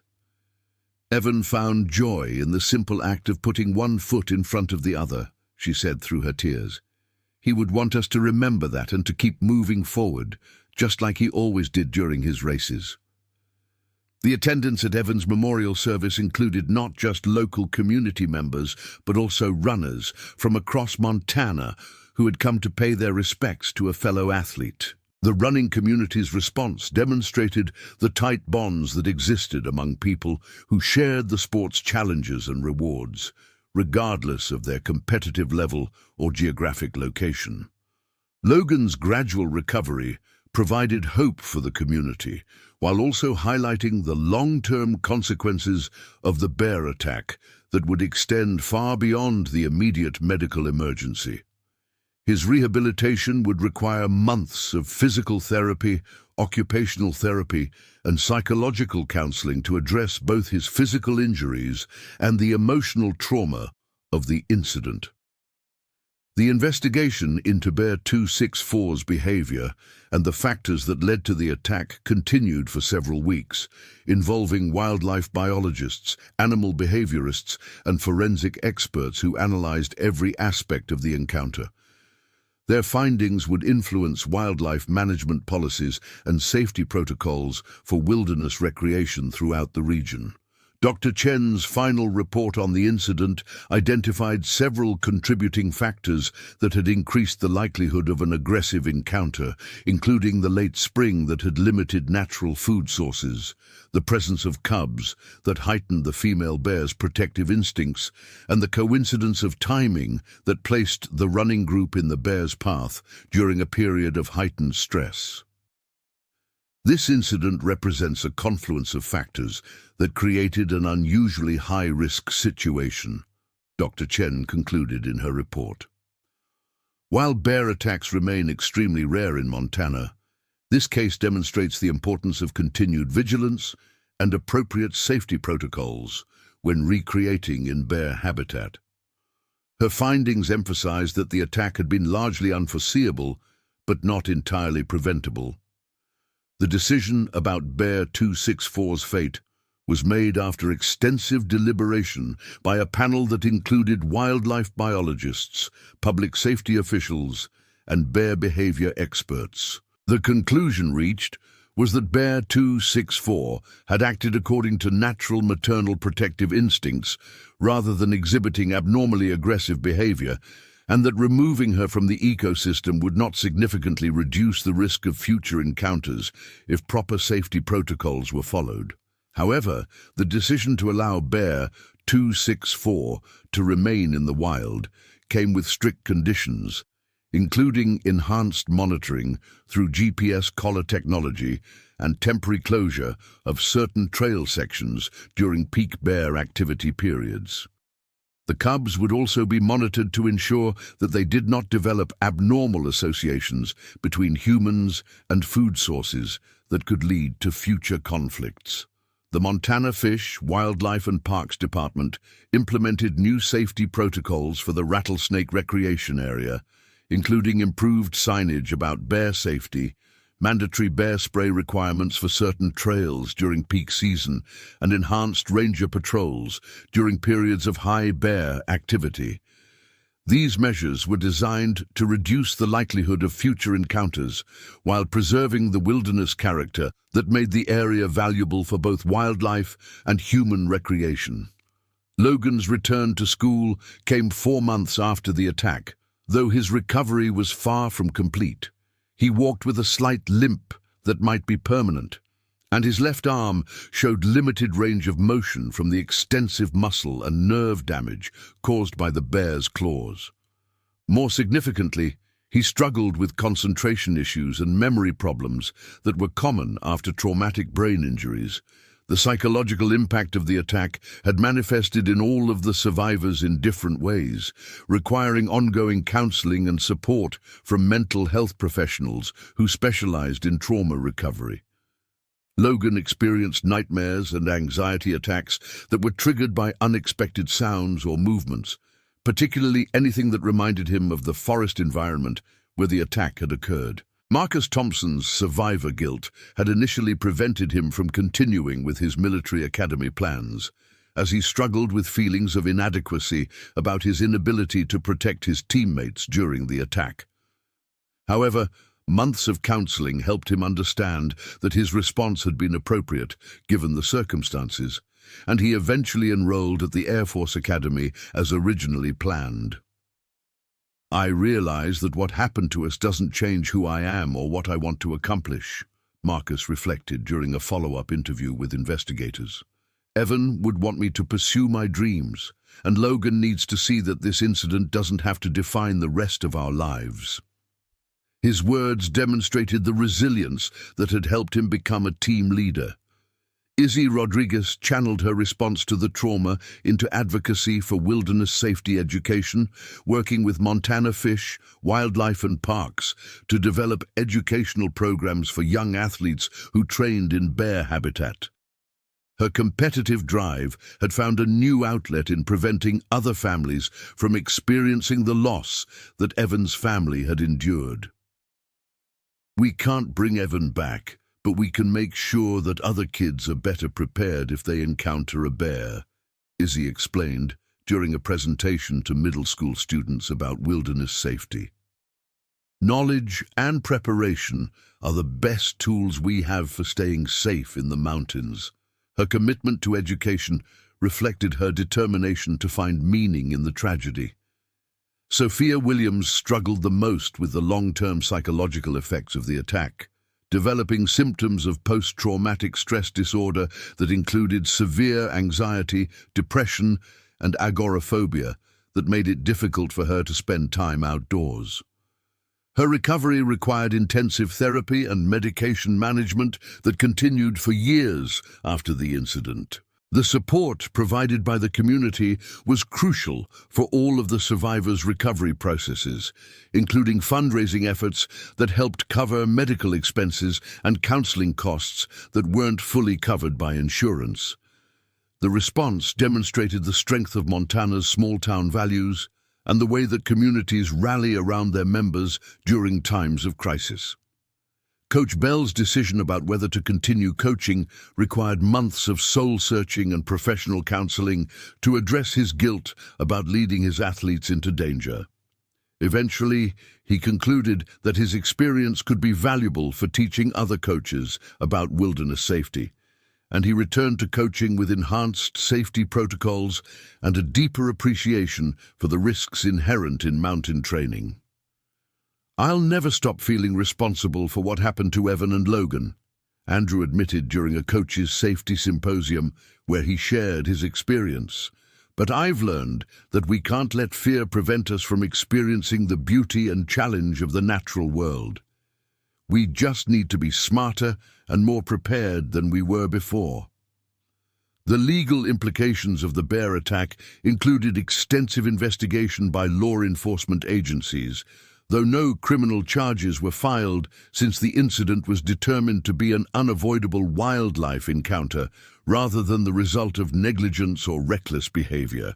However, the incident did prompt changes in liability policies for school districts and youth organizations that conducted activities in wilderness areas.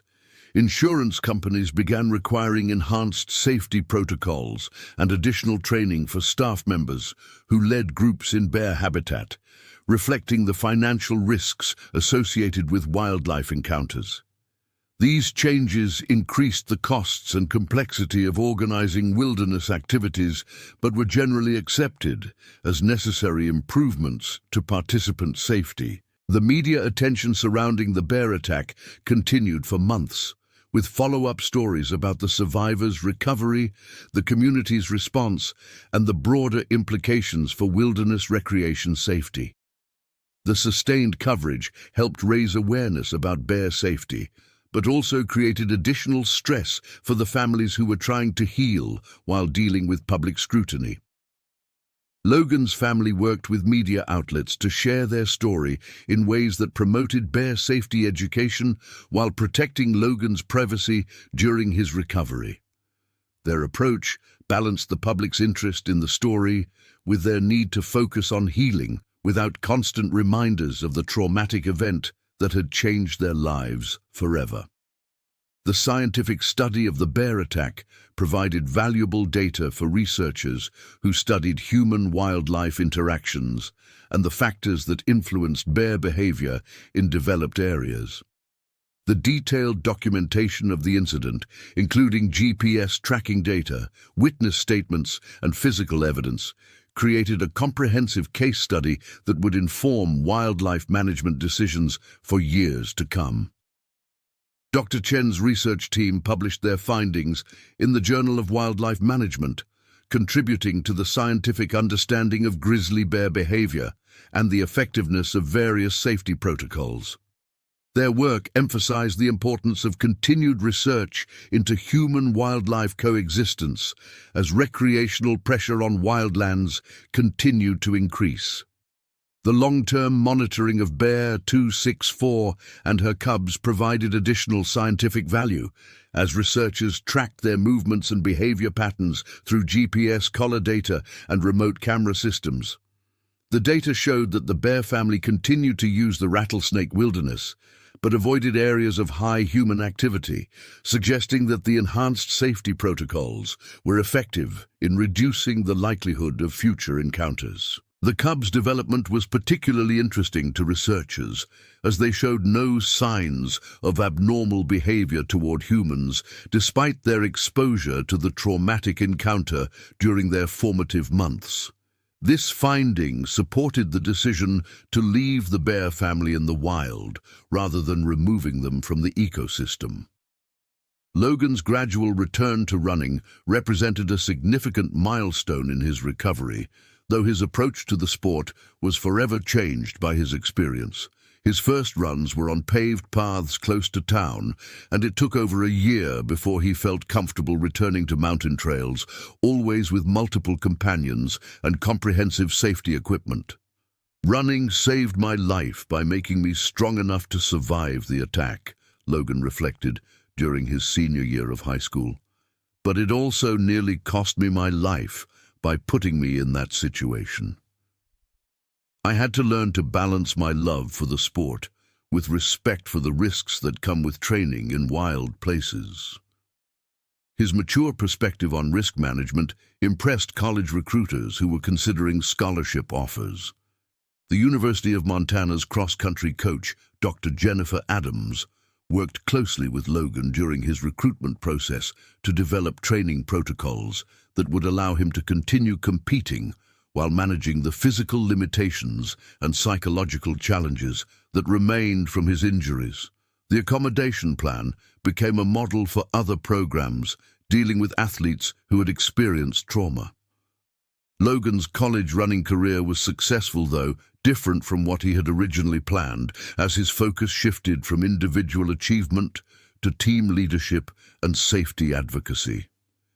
His experience gave him credibility when speaking to younger athletes about risk assessment and emergency preparedness that went far beyond typical sports psychology approaches. The Evan Grant Memorial Scholarship was established by the community to honor Evan's memory while supporting other young athletes who demonstrated his combination of academic achievement and athletic dedication. The scholarship's selection criteria emphasized character traits like perseverance, teamwork, and positive attitude that had defined Evan's approach to both running and life. Rebecca Grant's involvement in the scholarship selection process provided her with a meaningful way to stay connected to the running community that had been so important to her son. Her participation in track meets and training camps allowed her to share Evan's story with young athletes while promoting the safety awareness that might prevent future tragedies. The annual Evan Grant Memorial Run became a significant event in Montana's running calendar, drawing participants from across the region to honor Evan's memory while raising funds for wilderness safety education. The event's route carefully avoided the area where the attack had occurred, respecting the survivors' need to heal while celebrating Evan's love for mountain running. The Memorial Run's success demonstrated the running community's ability to transform tragedy into positive action, creating something meaningful from an event that had initially seemed senseless and devastating.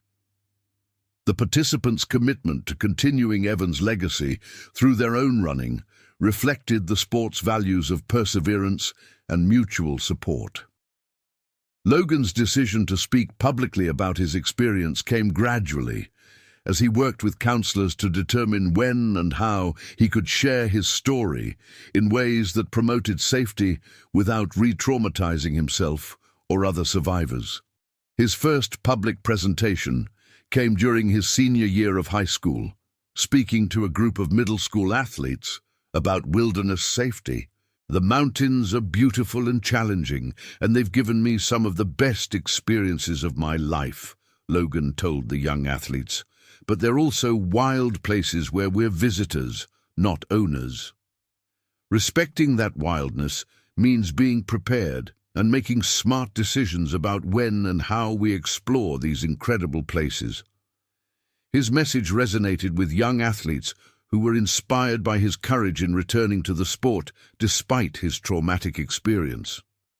Logan's example demonstrated that survival wasn't just about physical recovery, but about finding the mental strength to continue pursuing the activities that brought meaning and joy to life. The survivors' relationships with each other evolved in complex ways during their recovery process, as shared trauma created both deep bonds and difficult reminders of their worst moments. Some found comfort in spending time together and processing their experience as a group, while others needed space to heal individually before they could reconnect with their teammates. Marcus and Logan maintained a close friendship that was strengthened by their shared experience and mutual support during recovery. Their bond was built on understanding that only someone who had been through the same trauma could fully appreciate, creating a relationship that went far deeper than typical teenage friendships. Izzy's friendship with Sophia required more careful management, as their different coping styles sometimes created tension despite their mutual affection.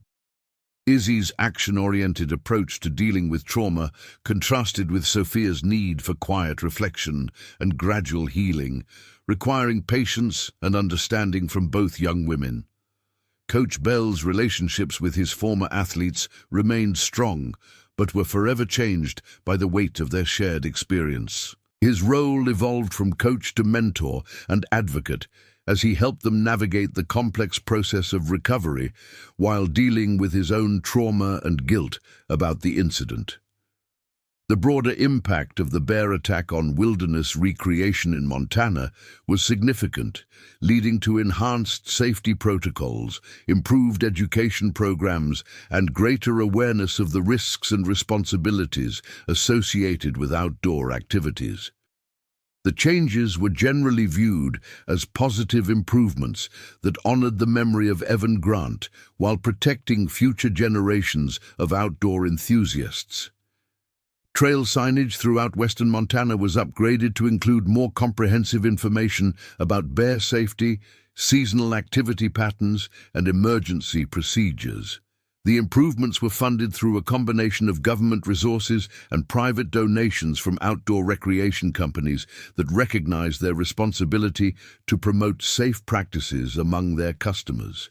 Bear spray became a standard requirement for many organized outdoor activities, with training programs developed to ensure that participants understood proper usage techniques and storage protocols. The educational initiatives helped reduce the fear and misunderstanding that sometimes led to inappropriate responses during wildlife encounters. The incident also prompted improvements in emergency communication systems for wilderness areas, including expanded satellite communication coverage and enhanced coordination protocols between multiple rescue agencies. These improvements would benefit all wilderness users, not just those who might encounter aggressive wildlife. Logan's graduation from high school was an emotional milestone for his family and the entire community, representing not just academic achievement, but triumph over adversity that had once threatened to derail his future completely. His valedictorian speech included reflections on resilience, community support, and the importance of pursuing dreams despite facing seemingly insurmountable obstacles. 2 years ago, I wasn't sure I would live to see this day, Logan told his graduating class. The fact that I'm standing here speaks to the power of excellent medical care, community support, and the refusal to let tragedy define who we become. We all face challenges that seem impossible, but we have the strength to overcome them if we're willing to accept help and keep moving forward. His words reflected the maturity and wisdom that had developed through his recovery process, demonstrating how trauma could lead to growth and deeper understanding of life's value and fragility. Logan's example inspired his classmates and reinforced the community's pride in how he had handled his ordeal. The college scholarships that Logan received reflected not just his athletic ability and academic achievement, but also recognition of his character and potential for leadership in addressing challenges facing outdoor recreation. Multiple universities competed to recruit an athlete whose story embodied the values they wanted to promote in their programs. Logan's final decision to attend the University of Montana allowed him to stay close to the support systems that had been crucial to his recovery, while pursuing his goals in environmental law and wilderness advocacy. His choice reflected careful consideration of his ongoing needs, while maintaining ambition for making positive contributions to the issues that had so dramatically impacted his life. The legal settlement discussions that occurred years after the incident were complex, involving questions about liability, appropriate compensation for trauma and medical expenses, and the precedent that any agreement might set for future wilderness recreation cases. The families ultimately chose to focus on healing and advocacy rather than pursuing extensive litigation. The decision to avoid prolonged legal battles reflected the family's recognition that no amount of money could restore what had been lost, and that their energy was better directed toward preventing future tragedies and supporting positive changes in wilderness safety protocols. Their approach demonstrated remarkable grace and wisdom in dealing with the legal complexities that surrounded the incident. The ongoing medical care required by Logan and some of the other survivors represented significant financial challenges that were partially addressed through community fundraising efforts and insurance coverage, but still created long-term economic impacts for the affected families. The costs associated with trauma recovery extended far beyond the immediate emergency medical care.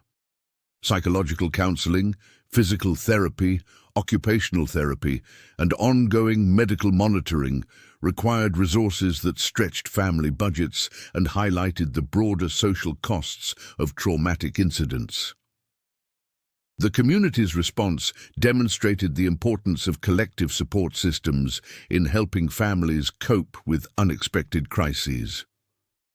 The research publications that emerged from study of the bear attack contributed to scientific understanding of human-wildlife interactions while honoring the memory of Evan Grant and the experiences of the survivors.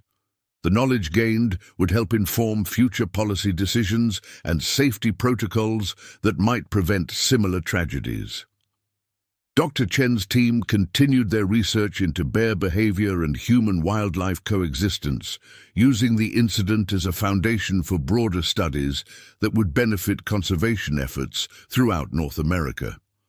Their work demonstrated how tragedy could be transformed into knowledge that served positive purposes for both human safety and wildlife conservation. The 5-year anniversary of the bear attack was marked by a memorial service that celebrated Evan's life while recognizing the ongoing recovery and achievements of the survivors. The ceremony reflected the community's journey from shock and grief toward healing and renewed appreciation for both life's fragility and its potential for resilience. Logan's participation in the memorial service represented a significant milestone in his emotional recovery, as he was able to speak about Evan's memory and their shared experiences without being overwhelmed by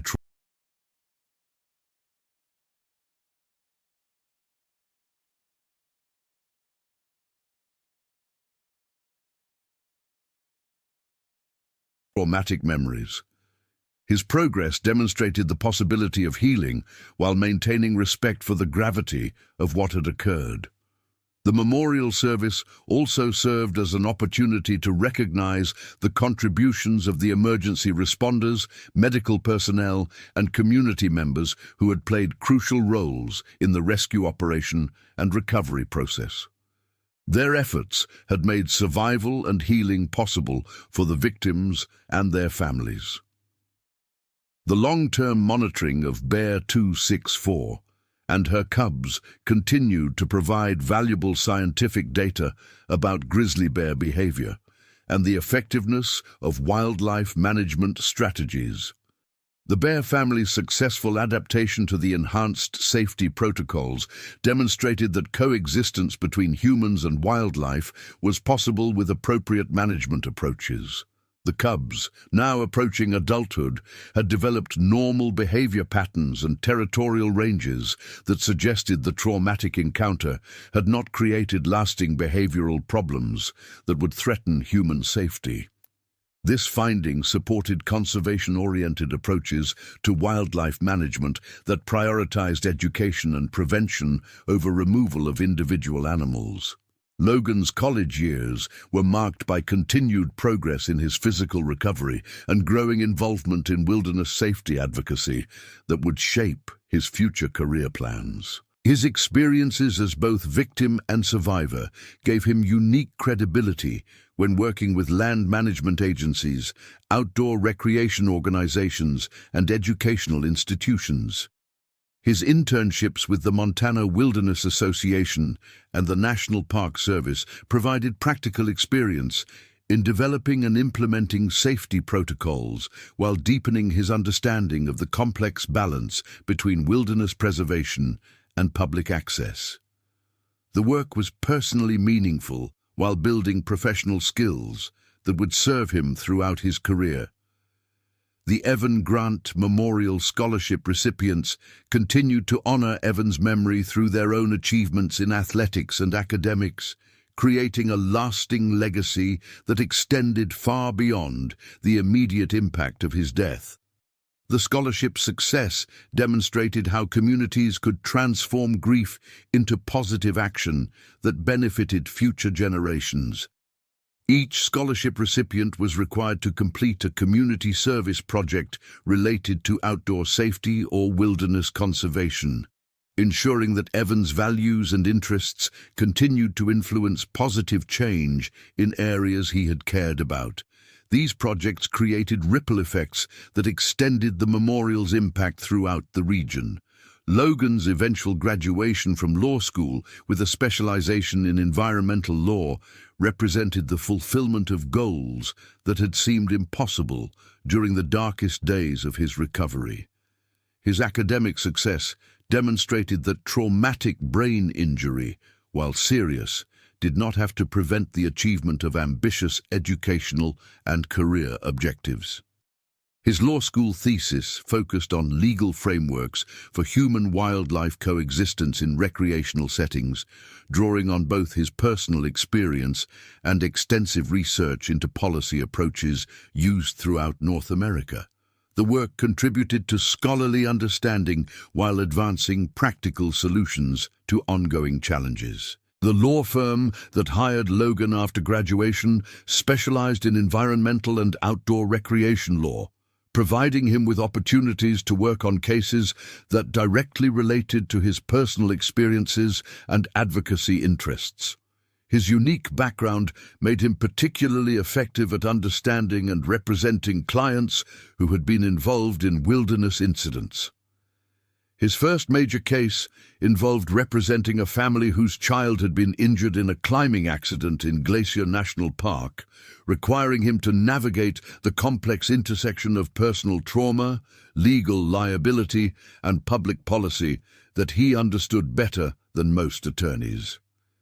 His success in achieving a favorable settlement demonstrated his professional competence while honoring his commitment to helping others who faced similar challenges.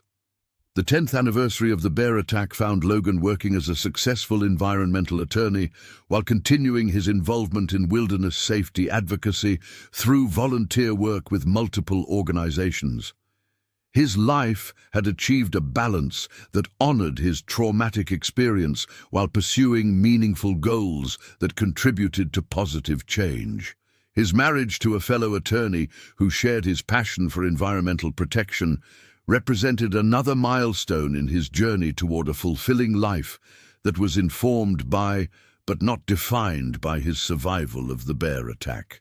Their relationship demonstrated that trauma survivors could develop healthy, loving relationships despite the ongoing effects of their experiences. Marcus Thompson's military career had progressed successfully, with his experience as a trauma survivor and leader contributing to his effectiveness as an Air Force officer responsible for personnel safety and crisis management. His service honored the memory of Evan Grant while applying lessons learned from their shared tragedy. His involvement in developing safety protocols for military training exercises drew directly on his understanding of how quickly dangerous situations could develop and the importance of preparation, teamwork, and decisive action during emergencies. His contributions were recognized through multiple commendations and leadership opportunities. Izzy Rodriguez had completed her environmental science degree and was working as a wildlife biologist with the Montana Department of Fish, Wildlife and Parks, contributing to the same agency that had investigated the bear attack that had so profoundly impacted her life. Her career choice represented a commitment to understanding and protecting the wildlife that had both threatened and inspired her. Her research focused on human-wildlife interactions in recreational settings, using scientific methods to address the same issues that she had experienced firsthand as a trauma survivor. Her work contributed to policy improvements while helping her find meaning and purpose in her traumatic experience. Sophia Williams had required the longest recovery period among the survivors, struggling with severe post-traumatic stress disorder that had required years of intensive treatment and gradual exposure therapy to overcome. Her journey demonstrated both the devastating long-term impacts that trauma could have and the possibility of eventual healing with appropriate support. Her eventual career as a trauma counselor specializing in helping children and adolescents represented a transformation of her own suffering into expertise that could benefit others facing similar challenges.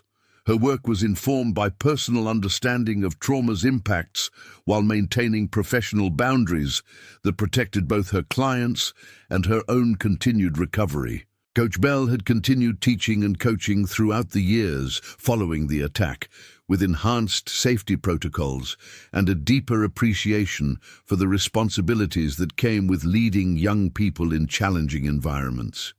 His experience had made him a more effective educator while honoring his commitment to the sport and students he loved. His development of wilderness safety curricula that were adopted by school districts throughout Montana represented a lasting contribution to student safety that extended far beyond his own classroom and teams. His work ensured that future generations of students would be better prepared for outdoor adventures while understanding and respecting the risks involved. The community's response to the bear attack had evolved from immediate crisis response to long-term commitment to wilderness safety and wildlife conservation that became part of its identity and values. The tragedy had strengthened rather than divided the community, demonstrating resilience and the ability to find meaning in loss. The annual memorial events, scholarship programs, and safety initiatives that grew out of the incident became permanent features of community life that honored Evans' memory while promoting positive values and practical improvements. The community's approach demonstrated how tragedy could be transformed into lasting positive change. Bear 264's eventual death from natural causes at age 22 was noted by wildlife biologists who had continued monitoring her throughout the years following the attack. Her lifespan and successful reproduction during the intervening years demonstrated that the decision to leave her in the wild had been appropriate for both conservation and public safety considerations. Her cubs had matured into healthy adult bears with normal territorial ranges and behavior patterns, suggesting that the traumatic encounter with humans had not created lasting problems that would threaten either their survival or public safety. The long-term monitoring data supported wildlife management approaches that prioritized education and prevention over removal of individual animals.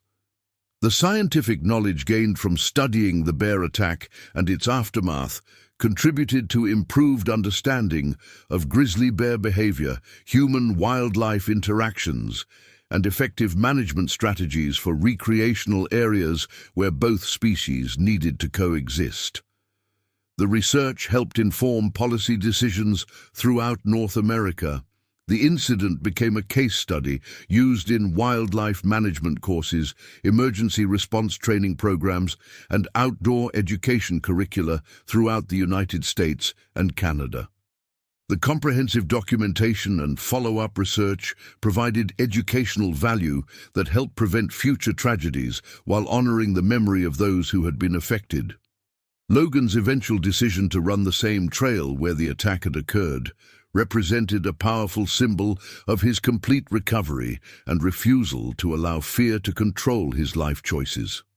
The run, completed 15 years after the incident with his wife and fellow attorneys as companions, demonstrated the possibility of healing and resilience. His return to the Rattlesnake Wilderness Trail was documented by local media as an inspiring example of overcoming trauma while maintaining respect for the natural forces that had nearly cost him his life. His approach balanced courage with wisdom as he completed the run with comprehensive safety equipment and experienced companions rather than attempting to recreate the original conditions. The trail itself had been enhanced with improved signage, emergency communication equipment, and regular wildlife monitoring that made it safer for all users while preserving its wilderness character. The improvements represented a constructive response to tragedy that honored both human safety and environmental values. The sight of Logan completing his symbolic return run was witnessed by Coach Bell, now in his 60s but still active in outdoor education, whose presence represented the continuing bonds between the survivors and their shared commitment to finding meaning in their traumatic experience. Their reunion demonstrated that healing was possible while maintaining respect for those who had not survived. The legacy of the bear attack ultimately became one of resilience, community support, improved safety practices, and the transformation of tragedy into positive change that benefited countless others. The incident demonstrated both the risks inherent in wilderness recreation and the possibility of managing those risks through education, preparation, and appropriate response to emergencies. The survivors' various paths through recovery and into meaningful careers showed that trauma, while devastating, did not have to define or limit future possibilities. Their individual successes honored Evan Grant's memory while demonstrating the human capacity for healing and growth in the face of seemingly insurmountable challenges. The community's response provided a model for how societies could support trauma survivors while learning from tragedy to prevent future incidents. The balance between mourning loss and celebrating survival, between acknowledging risk and maintaining hope, demonstrated wisdom that extended far beyond the specific circumstances of the bear attack. The ongoing wilderness safety programs, memorial scholarships, and research initiatives that grew out of the incident ensured that Evan Grant's death and Logan Price's survival would continue to benefit others for generations to come. Their story became part of Montana's heritage, representing both the dangers and the rewards of life in one of America's last great wilderness regions. The next stories, Kodiak. The morning of August 2nd, 2024, dawned with the kind of deceptive tranquility that Alaska's wilderness is notorious for. A crystalline sky stretched endlessly above the rugged peaks of Katmai National Park, where the silence was broken only by the distant rumble of a Bell 407 helicopter cutting through the thin mountain air.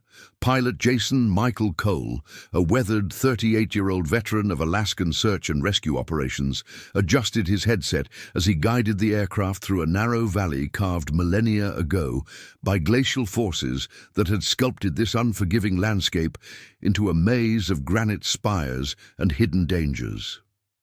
Jason had been flying these mountains for 14 years, ever since his discharge from the Army's 161st Special Operations Aviation Regiment, where he had piloted Black Hawks through the treacherous valleys of Afghanistan. The transition from military precision to civilian rescue work had been seamless. The mountains of Alaska demanded the same split-second decision-making and unwavering focus that had kept him alive during 3 combat deployments. His logbook showed over 8,000 flight hours, with nearly half of those accumulated in the brutal conditions that characterized Alaska's interior wilderness. Today's mission seemed routine enough. Extract a party of 5 experienced climbers who had become stranded on the eastern face of Mount Griggs after a rockfall had blocked their planned descent route. Seated behind Jason in the cabin, Dr. Sarah Elizabeth Whitmore gripped her medical kit with the practiced calm of someone who had seen the worst that Alaska's wilderness could inflict on the human body. At 42, Sarah had spent the last 8 years as the chief emergency physician at Providence, Alaska Medical Center in Anchorage, but she had volunteered for wilderness rescue operations since completing her residency. Her auburn hair was pulled back in a tight ponytail beneath her rescue helmet, and her green eyes scanned the terrain below with the analytical precision that had made her one of the most respected emergency doctors in the state. She had been awakened at 4:30 a.m. by the call from Alaska State Troopers. 5 climbers, including 2 from Germany and 1 from Japan, had activated their emergency beacon after spending an unexpected night on a narrow ledge at 7,200 feet elevation. The call had come through the Alaska Rescue Coordination Center at Joint Base Elmendorf-Richardson, where Master Sergeant David Anthony Rodriguez had been monitoring emergency frequencies since his shift began at midnight. At 29, Rodriguez possessed the kind of methodical thoroughness that made him invaluable in coordinating complex rescue operations across Alaska's 665,000 square miles of often inaccessible terrain. He had served 6 years in the Air Force before joining the Alaska National Guard, and his soft-spoken manner masked an encyclopedic knowledge of search and rescue protocols. Rodriguez had immediately contacted Jason's company, Peak Rescue Services, knowing that Cole's reputation for flying in marginal weather conditions made him the logical choice for this particular operation. Marcus Timothy Johnson, the rescue team's lead technical specialist, occupied the seat directly across from Dr. Whitmore. At 35, Marcus carried the lean, wiry build of someone who had spent years scaling vertical rock faces and rappelling into situations where a single mistake could prove fatal. His hands, scarred from countless rescues, methodically checked and rechecked the rope systems and anchor points that would be crucial once they reached the stranded climbers. Marcus had grown up in Fairbanks, the son of a subsistence hunter who had taught him to read the subtle signs that distinguished safe wilderness travel from deadly miscalculation. After high school, he had worked as a wildland firefighter for the Bureau of Land Management before transitioning into technical rescue work. His dark eyes constantly swept the landscape below, analyzing potential landing zones and escape routes with the automatic thoroughness that had kept him alive through hundreds of high-risk operations. The fifth member of their team, Rebecca Ann Foster, served as the mission's communications specialist and backup medic. At 26, she was the youngest member of the crew, but her 4 years of experience as a paramedic with the Anchorage Fire Department had exposed her to trauma that would have overwhelmed more seasoned professionals. Rebecca had been born in Sitka and raised in a family where outdoor recreation wasn't a weekend hobby, but a way of life. Her father, a commercial fisherman, had disappeared during a storm in the Gulf of Alaska when she was 16, and the subsequent search operation had inspired her to pursue a career in emergency services. She possessed an intuitive understanding of radio communications that allowed her to maintain contact with multiple agencies simultaneously while coordinating the complex logistics that characterized major rescue operations. The stranded climbing party had been identified through their emergency beacon registration as consisting of Dr. Klaus Bergman and his climbing partner, Stefan Müller, both experienced mountaineers from Munich who had traveled to Alaska specifically to attempt technical routes in the Katmai Range. Accompanying them was Hiroshi Tanaka, a 31-year-old photographer from Tokyo whose stunning images of alpine environments had earned him international recognition. The two Americans in the group were Jennifer Walsh, a 33-year-old geologist from the University of Alaska Fairbanks who was conducting research on volcanic activity in the region, and her climbing partner, Robert Chen, a software engineer from Seattle who had taken a sabbatical to pursue his passion for mountaineering, made any effective resistance nearly impossible. The confined space of the helicopter cabin worked against the human occupants, as Bear No. 47's massive size allowed him to dominate the interior, while his claws and teeth posed an immediate lethal threat to everyone within reach. At 1:44 p.m., the helicopter struck the rocky slope of Mount Griggs with tremendous force, the impact amplified by Bear No. 47's weight and the aircraft's loss of control authority. The crash occurred at an elevation of approximately 7,400 feet on a steep slope covered with loose rock and scattered boulders that had been deposited by previous rockfall events.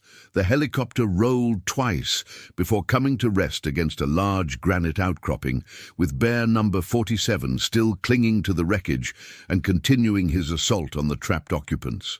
Jason Cole died instantly when the helicopter's instrument panel was driven backward into the cockpit during the initial impact.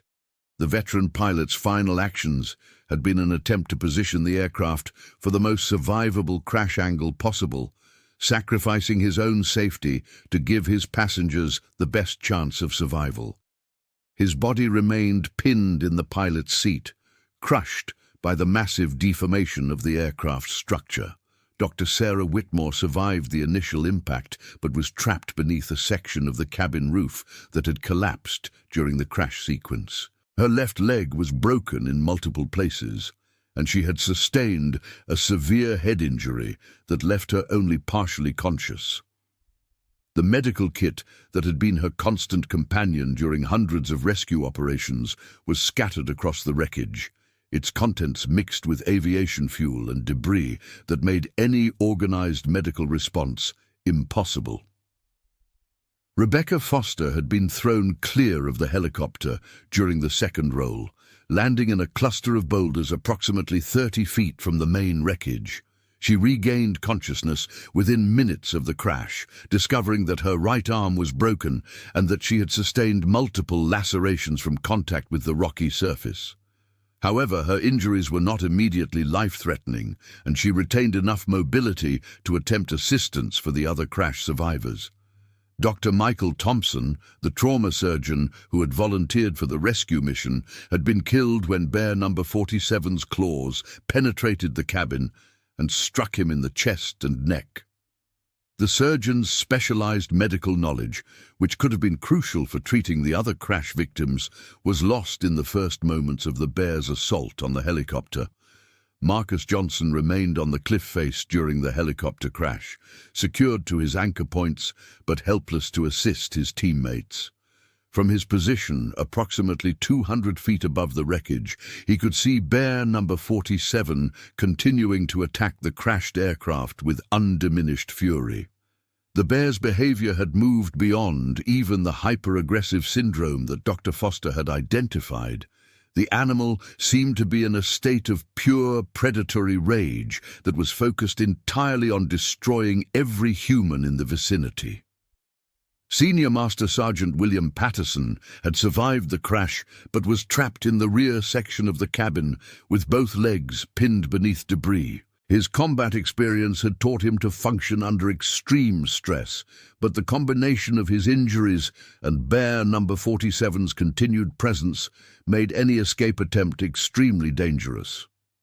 Patterson could hear the Bear moving around the exterior of the wreckage, occasionally striking the aluminum skin with enough force to cause the entire structure to vibrate. The injured victims from the original rescue missions had fared differently during the crash. Dorothy Hamilton, the 62-year-old hiker with the ankle injury, had been killed when the helicopter's medical equipment broke loose during the impact and struck her in the head. Her daughter, Susan Hamilton Chen, had survived but was unconscious and bleeding from multiple injuries sustained during the crash sequence. Dr. Kevin Morrison, the glaciologist with the head injury, had paradoxically been protected by the medical restraint system that had been used to secure him during the evacuation. His existing injuries were worsened by the crash, but he remained alive and occasionally conscious, though his traumatic brain injury left him disoriented and unable to comprehend the full scope of the disaster that had befallen the rescue operation. Amy Chen, the graduate student, had sustained serious injuries to her back and pelvis during the crash, but remained conscious and aware of their desperate situation. She could see Bear number 47 moving around the wreckage through gaps in the damaged cabin structure, and the Bear's massive size and obvious hostility made it clear that any attempt to leave the protection of the helicopter would likely result in immediate death.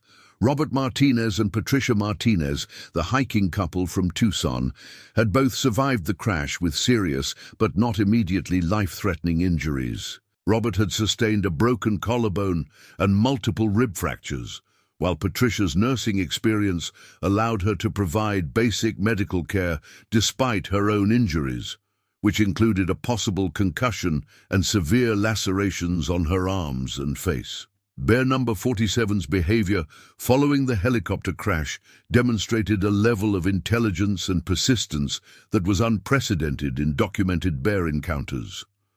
Rather than abandoning the wreckage after the initial attack, the animal began a systematic investigation of the crashed aircraft, testing different access points and attempting to reach the survivors who remained trapped inside.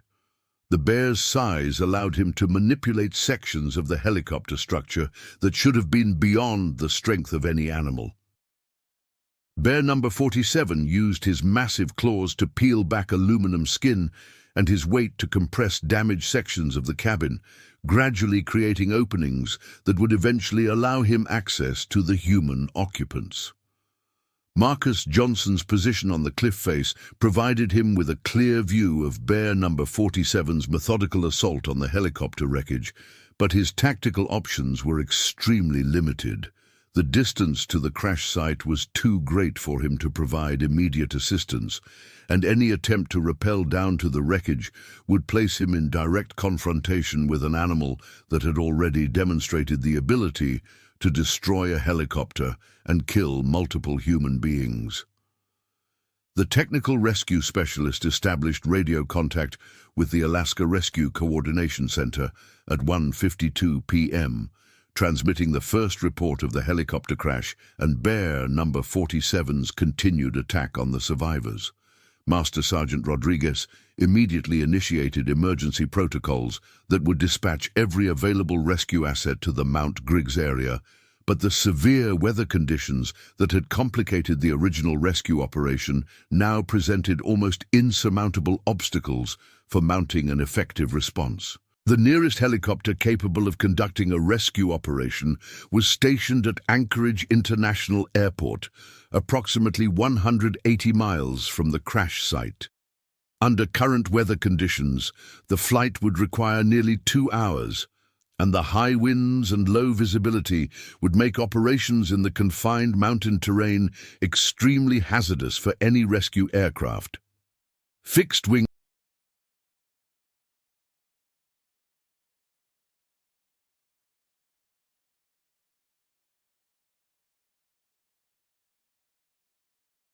aircraft were unable to operate effectively in the Mount Griggs area due to the mountainous terrain and lack of suitable landing sites. The nearest location where ground rescue teams could be inserted was approximately 15 miles from the crash site, requiring an overland approach through difficult terrain that would take a minimum of 8 to 12 hours under ideal conditions. Alaska Department of Fish and Game officials were consulted regarding Bear number 47's behavior and potential countermeasures that might be employed to neutralize the threat posed by the animal. However, Dr. Foster's previous assessment had indicated that normal bear deterrent methods were unlikely to be effective against an animal displaying hyper-aggressive syndrome, particularly one that had already demonstrated the ability to attack and destroy aircraft. The only personnel immediately available for response to the emergency were Alaska State Troopers stationed at King Salmon Airport, approximately 90 miles southwest of Mount Griggs. However, their equipment and training were not specifically designed for technical rescue operations in mountainous terrain, and the weather conditions prevented their immediate deployment to the area. Rebecca Foster, despite her injuries from the helicopter crash, was able to establish limited radio communication with Marcus Johnson using a handheld VHF radio that had survived the impact. Her position in the boulder field provided some protection from Bear number 47's notice, but she was close enough to the wreckage to observe the bear's continued assault on the trapped survivors. At 2:08 p.m., Bear number 47 succeeded in creating a large enough opening in the helicopter's cabin structure to gain access to the interior compartment where most of the survivors were trapped. The bear's massive head and shoulders penetrated the opening as he attempted to reach the human occupants who had triggered his predatory response. Sergeant Patterson, despite his trapped position and serious leg injuries, deployed the last of his bear spray in a desperate attempt to deter the animal's advance. The chemical deterrent had some temporary effect, causing bear number 47 to withdraw from the cabin opening and shake his massive head in apparent discomfort. However, the bear's retreat was only momentary, and within minutes he resumed his assault on the helicopter with renewed fury. Dr. Whitmore, semi-conscious and trapped beneath debris, was the first of the survivors to be reached by bear number 47's claws as the animal enlarged the opening in the cabin structure. The emergency physician, who had dedicated her career to saving lives in Alaska's wilderness, died as the bear's massive paw struck her with enough force to crush her skull. Her death was mercifully quick, ending the suffering caused by her injuries from the helicopter crash.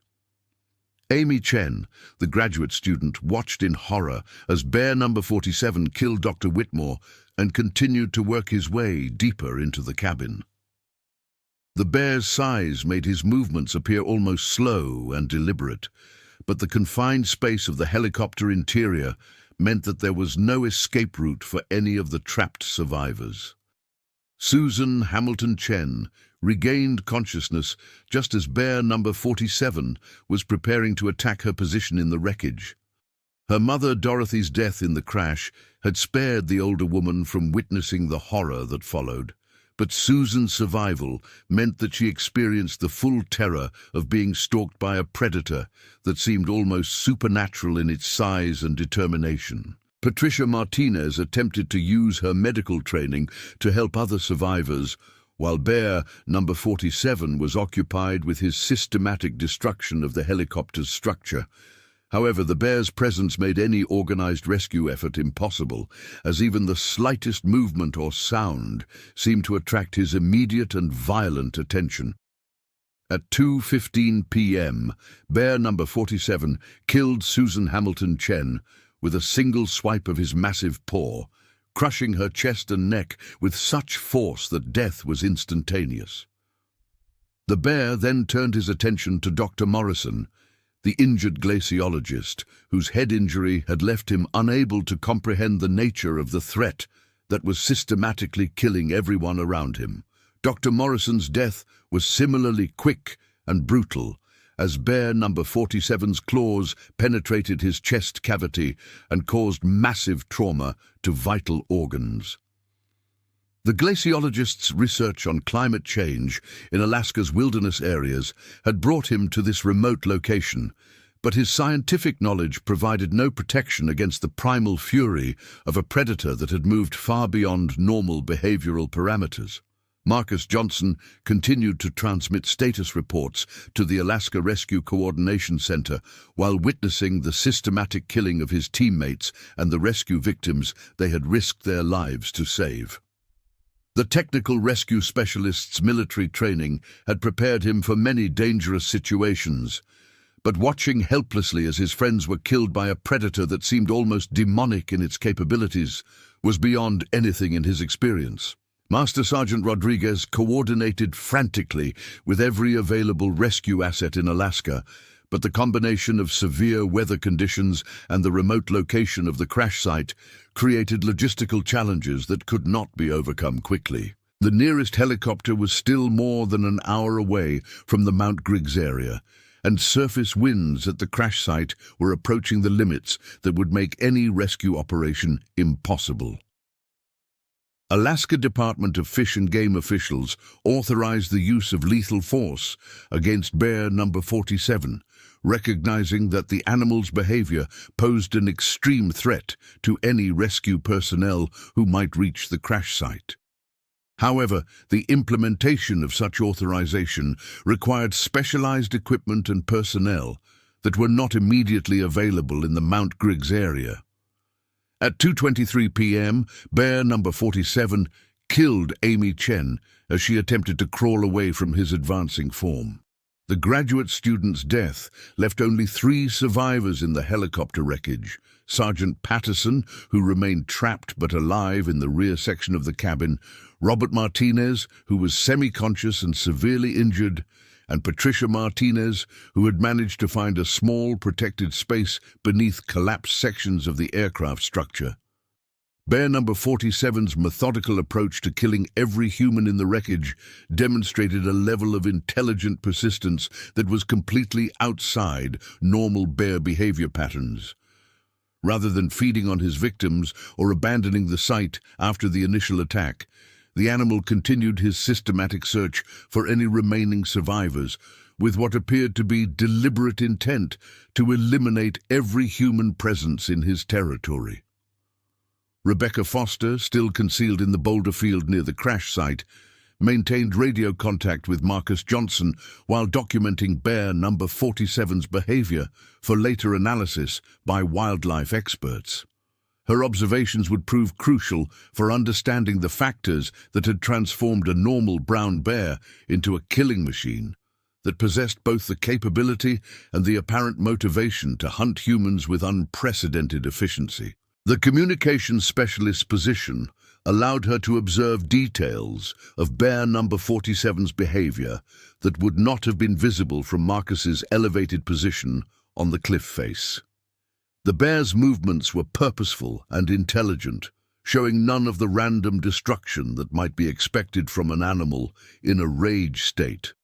Instead, Bear Number 47 appeared to be conducting a methodical search of the wreckage, testing different access points and working systematically to reach every area where humans might be hiding.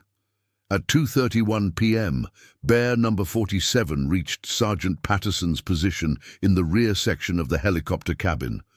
The pararescue specialist had exhausted his supply of deterrent devices and was unable to move due to his trapped legs, making him completely vulnerable to the bear's attack. Patterson's final radio transmission to Marcus Johnson was a simple message: "Tell my family I did my job." Sergeant Patterson's death was the result of massive trauma to his head and neck caused by Bear Number 47's claws and teeth. The pararescue specialist's 28 years of military service had included numerous combat deployments and high-risk rescue operations, but his final mission ended with him being killed by a predator in the Alaskan wilderness he had devoted his career to protecting.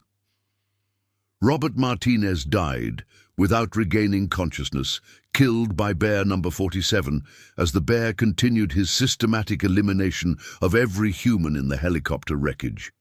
The engineer from Tucson had come to Alaska for what was supposed to be a peaceful hiking vacation with his wife, but their emergency rescue had placed them in the path of a predator that had moved beyond any previously documented behavioral parameters.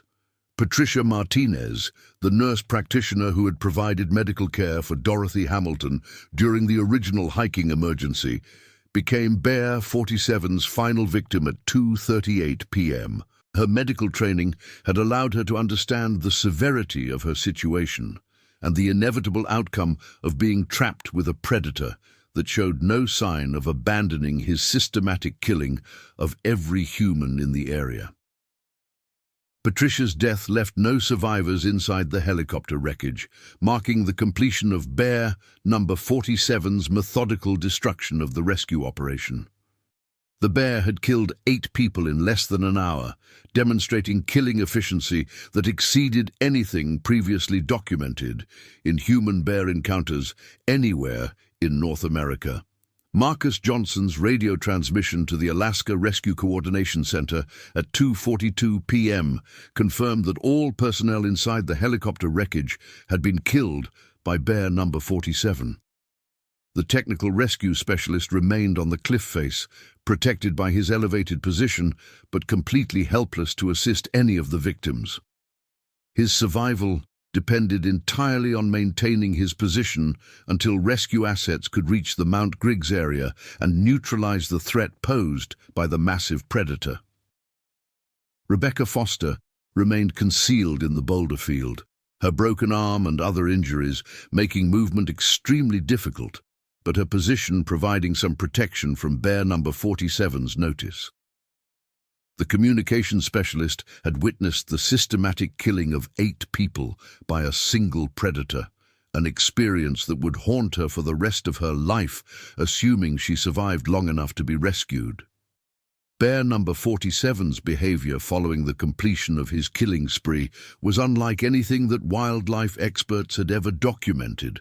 Rather than feeding on his victims or abandoning the area, the bear began what appeared to be a territorial patrol of the crash site, moving in systematic patterns that suggested he was establishing control over the entire area and would defend it against any additional human intrusion. The bear's size and obvious intelligence made him an unprecedented threat to any rescue operation that might be mounted to recover Marcus Johnson and Rebecca Foster. Traditional bear deterrent methods had proven completely ineffective against the animal, and his demonstrated ability to attack and destroy aircraft made helicopter rescue operations extremely dangerous. At 3:15 p.m., the first rescue helicopter to respond to the emergency reached the Mount Griggs area, piloted by Captain Thomas Richardson of Alaska State Troopers Aviation Section. Captain Richardson was an experienced pilot with over 3,000 hours of mountain flying time, but his initial reconnaissance of the crash site revealed a situation that was beyond anything in his operational experience. Bear number 47 was clearly visible near the helicopter wreckage, an enormous brown bear that Captain Richardson estimated to be significantly larger than any specimen he had encountered during 15 years of flying in Alaska's wilderness areas. The bear's proximity to the crash site and his obvious awareness of the approaching aircraft made any immediate rescue attempt extremely dangerous. Captain Richardson established radio contact with Marcus Johnson, confirming that the technical rescue specialist remained alive and alert on the cliff face, but was unable to move from his position without exposing himself to attack by Bear number 47. The bear's position near the base of the cliff meant that any attempt to rappel down from Marcus's anchor points would place him in direct contact with the predator. Rebecca Foster was able to establish weak radio contact with the rescue helicopter, confirming her position in the boulder field and providing additional information about Bear number 47's behavior since the crash. Her observations indicated that the bear was maintaining constant surveillance of the area and showed immediate aggressive responses to any aircraft activity in the vicinity. Dr. Amanda Foster, the wildlife biologist who had studied Bear number 47's behavior during previous encounters, was contacted by radio to provide expert advice on potential tactics for dealing with the animal. Her assessment was that Bear number 47 had moved completely beyond normal behavioral parameters and represented an extreme threat that would require specialized resources to neutralize. Alaska Department of Fish and Game authorized the immediate deployment of a specialized wildlife response team equipped with high-powered rifles and tranquilizer equipment. However, the team was based in Anchorage and would require several hours to reach the Mount Griggs area, during which time Marcus Johnson and Rebecca Foster would remain trapped in their respective positions. Captain Richardson attempted to use his helicopter's rotor downwash and engine noise to drive Bear number 47 away from the crash site, but the bear's response was immediate and aggressive. The animal charged toward the helicopter with the same fury that had characterized his attack on Jason Cole's aircraft, forcing Captain Richardson to gain altitude rapidly to avoid a similar assault. The rescue pilot's attempt to drive the bear away from the crash site had the opposite effect, causing Bear number 47 to become even more agitated and territorial about the area. The bear began vocalizing with deep, rumbling sounds that were audible over the helicopter's engine noise, and his body language indicated that he was prepared to attack any aircraft that approached within his defined territorial boundaries. Master Sergeant Rodriguez coordinated with Alaska Air National Guard officials to explore the possibility of using military assets to neutralize Bear number 47. but the legal and practical complications of deploying armed military personnel against wildlife created bureaucratic delays that could not be resolved quickly. The immediate priority was developing tactics that would allow the rescue of Marcus Johnson and Rebecca Foster without triggering another deadly assault by the massive predator. At 4:47 p.m., as daylight began to fade in the Mount Griggs area, bear number 47 began exhibiting new behavioral patterns that suggested he was settling in for an extended occupation of the crash site. The bear established what appeared to be a resting position near the helicopter wreckage that provided him with clear sight lines to both Marcus Johnson's position on the cliff face and Rebecca Foster's hiding place in the boulder field. The bear's positioning demonstrated tactical awareness that was completely outside normal animal behavior patterns. Bear number 47 had essentially established a siege of the crash site, preventing any rescue attempt while maintaining surveillance of the surviving humans who remained trapped in the area. Weather conditions continued to deteriorate as the afternoon progressed, with wind speeds increasing and visibility decreasing as another storm system approached the Mount Griggs area. The combination of bear number 47's presence and the approaching severe weather created a situation where any rescue attempt would be extremely dangerous for both the trapped survivors and any rescue personnel. Marcus Johnson's supplies of food and water were limited to what he carried in his climbing pack, sufficient for perhaps 24 hours under current conditions. The technical rescue specialist's position on the cliff face provided some protection from weather, but overnight temperatures at 7,400 feet elevation would drop well below freezing, creating hypothermia risks that could prove fatal if rescue efforts were delayed.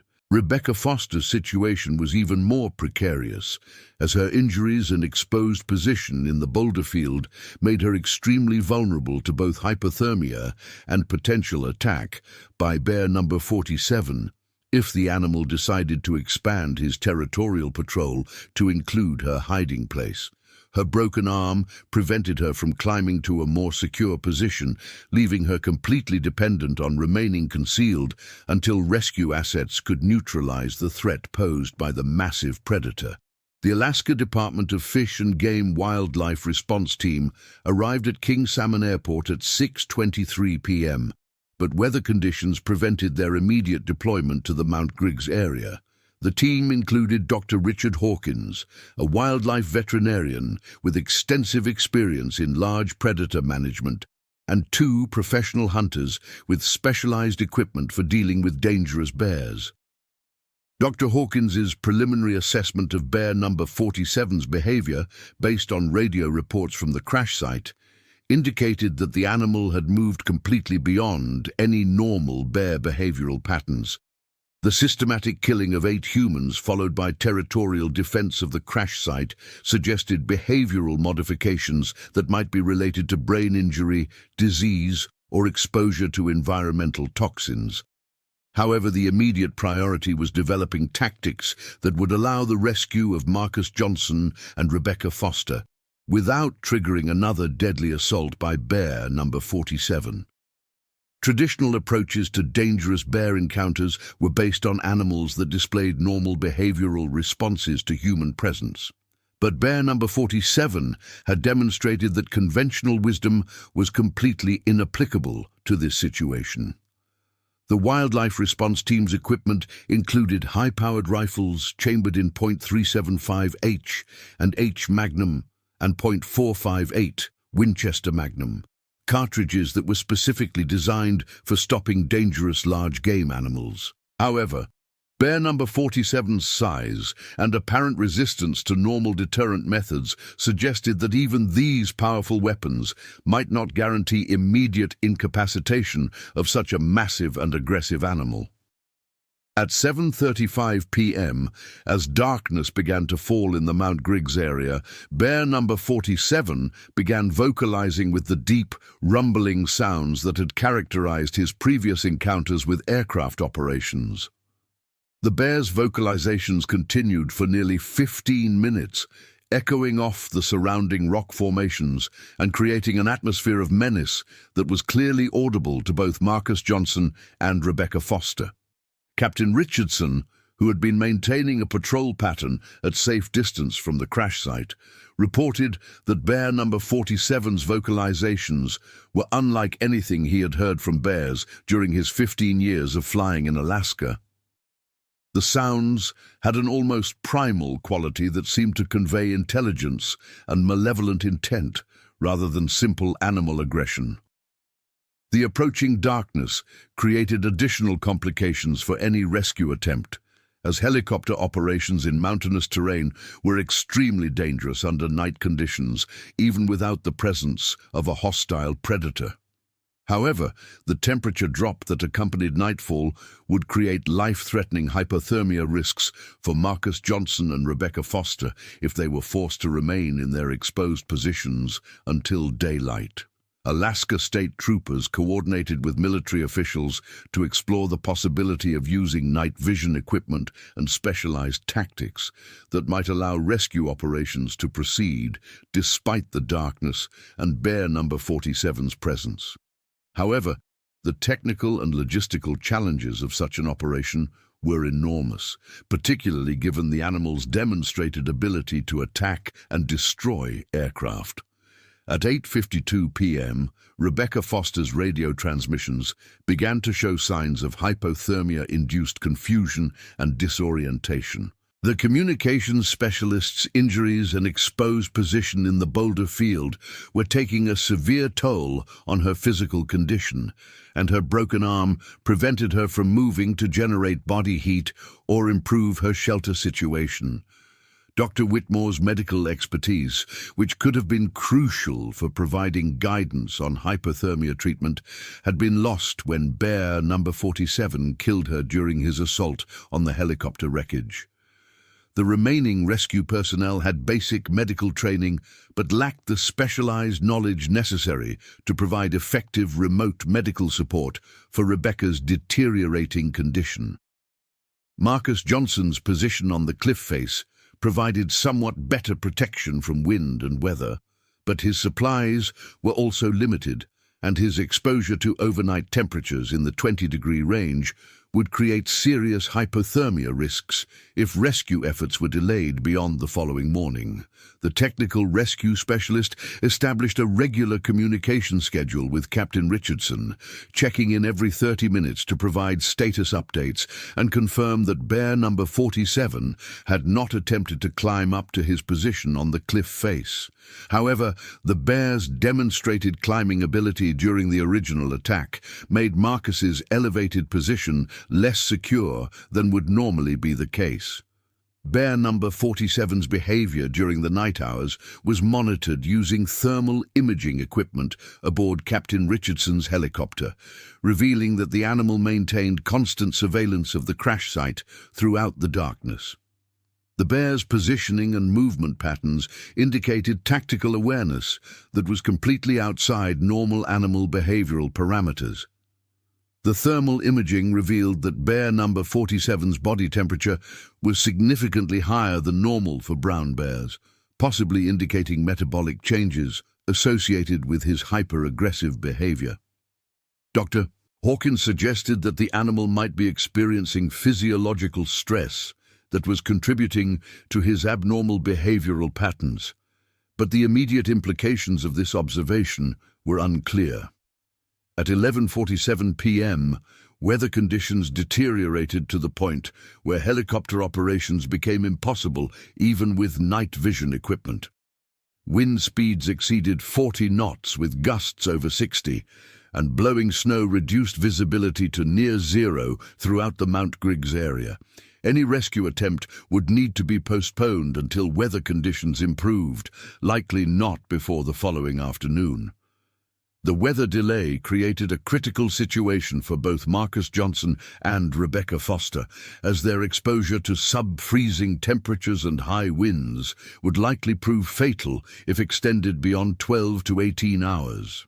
However, The combination of severe weather and Bear Number 47's presence made any immediate rescue attempt impossible, regardless of the risk to the trapped survivors.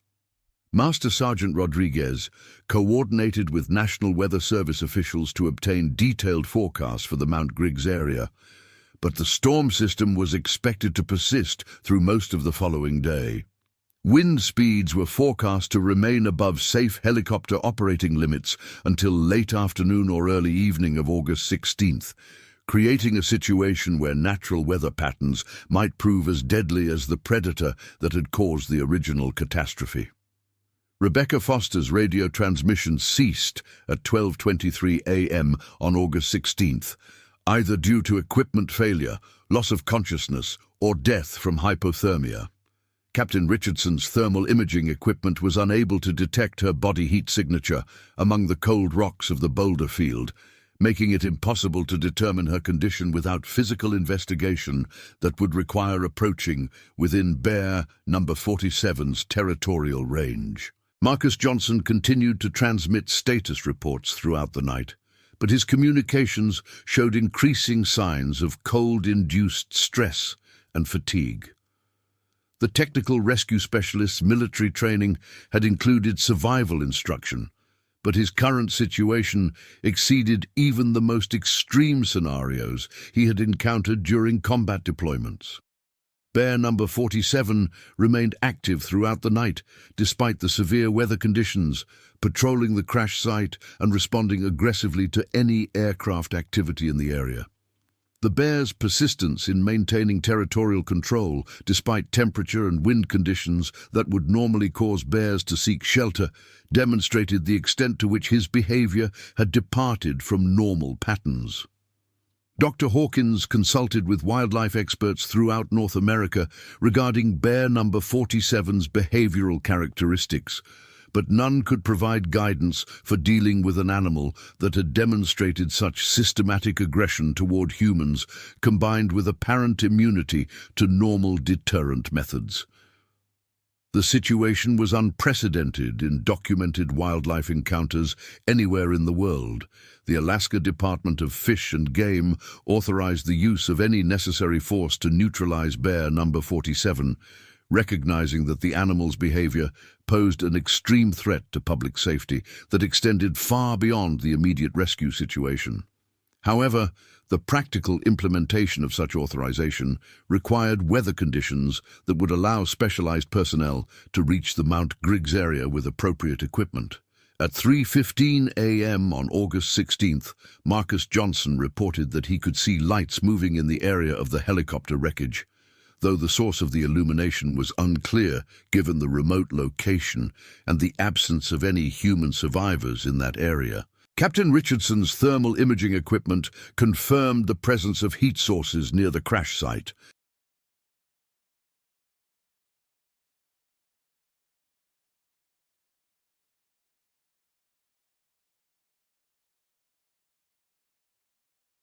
But the images were unclear due to weather conditions and equipment limitations. The mysterious lights near the crash site raised concerns about potential additional casualties that had not been accounted for in the original rescue operation. However, any investigation of the phenomenon would require approaching within Bear Number 47's territorial range, making verification impossible until the predator threat could be neutralized. Marcus Johnson's observation of the lights was the last coherent radio transmission received from his position. Subsequent attempts to establish communication resulted in either no response or transmissions that were too garbled by weather static to understand. His condition remained unknown as the storm continued to rage throughout the early morning hours. The combination of severe weather, Bear Number 47's presence, and the uncertain status of the trapped survivors created a situation that tested the capabilities of Alaska's emergency response system beyond any previous experience. The Mount Griggs incident was rapidly becoming the most complex and dangerous rescue operation in the state's history, with outcomes that remained uncertain as dawn approached on August 16th. At 6:47 a.m. on August 16th, weather conditions began to show signs of gradual improvement, with wind speeds decreasing to approximately 30 knots and visibility improving slightly as the storm system moved eastward. However, conditions remained below the minimum standards required for safe helicopter operations in mountainous terrain, particularly given the additional hazards posed by Bear No. 47's continued presence at the crash site. Captain Richardson resumed aerial reconnaissance of the Mount Griggs area as soon as weather conditions permitted, using thermal imaging equipment to assess the status of the crash site and any surviving personnel. The thermal images revealed that Bear No. 47 remained active in the area of the helicopter wreckage, but no heat signatures could be detected that indicated human survivors. Marcus Johnson's position on the cliff face showed no thermal signature during the morning reconnaissance flights, suggesting that the technical rescue specialist had either died from exposure during the night or had become unconscious and hypothermic to the point where his body temperature no longer registered on the aircraft's sensors. Rebecca Foster's location in the boulder field similarly showed no detectable heat signature, and the accumulation of snow during the overnight storm had obscured any visual references that might have indicated her exact position. The communications specialist's survival seemed increasingly unlikely, given her injuries and the severe weather conditions she had endured without adequate shelter. The Alaska Department of Fish and Game Wildlife Response Team prepared for immediate deployment to the Mount Griggs area as soon as weather conditions permitted helicopter operations. Dr. Hawkins and his team of professional hunters had developed tactical plans for approaching Bear No. 47 that would minimize the risk of casualties while maximizing the probability of successfully neutralizing the threat posed by the massive predator. However, the team's approach would require careful coordination with aircraft operations to ensure that Bear No. 47's documented aggression toward helicopters did not result in additional aircraft losses. The Bear's demonstrated ability to attack and destroy helicopters made any operation in the Mount Griggs area extremely dangerous, regardless of the personnel and equipment involved. At 10:23 a.m., weather conditions improved sufficiently to allow the deployment of the Wildlife Response Team to a landing zone, approximately 2 miles southeast of the crash site. The distance was necessary to avoid immediate confrontation with Bear No. 47, while providing a staging area for the ground approach to the helicopter wreckage. Dr. Hawkins led the team toward the crash site using GPS coordinates provided by Captain Richardson's reconnaissance flights, but the approach was slow and methodical due to the need to avoid triggering an aggressive response from Bear No. 47 before the team was properly positioned for engagement. The team's equipment included not only high-powered rifles, but also emergency medical supplies that might be needed if Marcus Johnson or Rebecca Foster were found alive. The ground approach to the crash site revealed evidence of Bear No. 47's activities that had not been visible from aerial reconnaissance. Large paw prints in the snow showed that the bear had patrolled an area of approximately 200 yards in diameter around the helicopter wreckage, establishing territorial boundaries that encompassed both Marcus Johnson's position on the cliff face and Rebecca Foster's hiding place in the boulder field. More disturbing were drag marks in the snow that indicated Bear No. 47 had moved at least some of the human remains from the helicopter wreckage to locations that were not visible from aerial observation. The bear's behavior in relocating the bodies of his victims was completely outside normal predator patterns and suggested a level of intelligence and planning that was unprecedented in documented wildlife encounters. At 11:47 a.m., the Wildlife Response Team established visual contact with Bear No. 47 from a distance of approximately 150 yards. The bear was positioned near the helicopter wreckage in a location that provided him with clear sight lines to approaches from multiple directions. His size was even more impressive when observed from ground level. Dr. Hawkins estimated the animal's weight at well over 1,200 pounds, making him one of the largest brown bears ever documented in Alaska. Bear number 47's immediate response to the presence of the wildlife response team was aggressive and territorial. The bear reared up on his hind legs and vocalized with the same deep, rumbling sounds that had characterized his previous encounters with humans. However, rather than charging toward the team's position, the bear maintained his defensive posture near the helicopter wreckage, suggesting that his primary objective was protecting his territorial claim rather than actively hunting additional human prey. Dr. Hawkins coordinated with the team's professional hunters to establish shooting positions that would provide multiple angles of fire while minimizing the risk of bear number 47 escaping if the initial shots were not immediately fatal. The bear's size and apparent resistance to normal deterrent methods required precise shot placement to ensure rapid incapacitation before the animal could mount a counterattack. The engagement with bear number 47 began at 12:15 p.m. when the team's lead hunter, Robert Mackenzie, fired a .458 Winchester Magnum round that struck the bear in the upper chest area. The massive bullet, designed specifically for stopping dangerous large game, caused immediate but not instantly fatal injury to the animal. Bear number 47's response to being shot was unlike anything that any member of the wildlife response team had encountered in their combined decades of experience with dangerous predators. Rather than collapsing or retreating, the bear charged directly toward the hunting team with a speed and ferocity that seemed impossible for such a severely wounded animal. Mackenzie's second shot struck bear number 47 in the head as the animal covered the 150-yard distance to the team's position in less than 15 seconds. The headshot caused massive trauma to the bear's skull and brain, but the animal's momentum carried him to within 10 feet of the hunting team before he finally collapsed and died.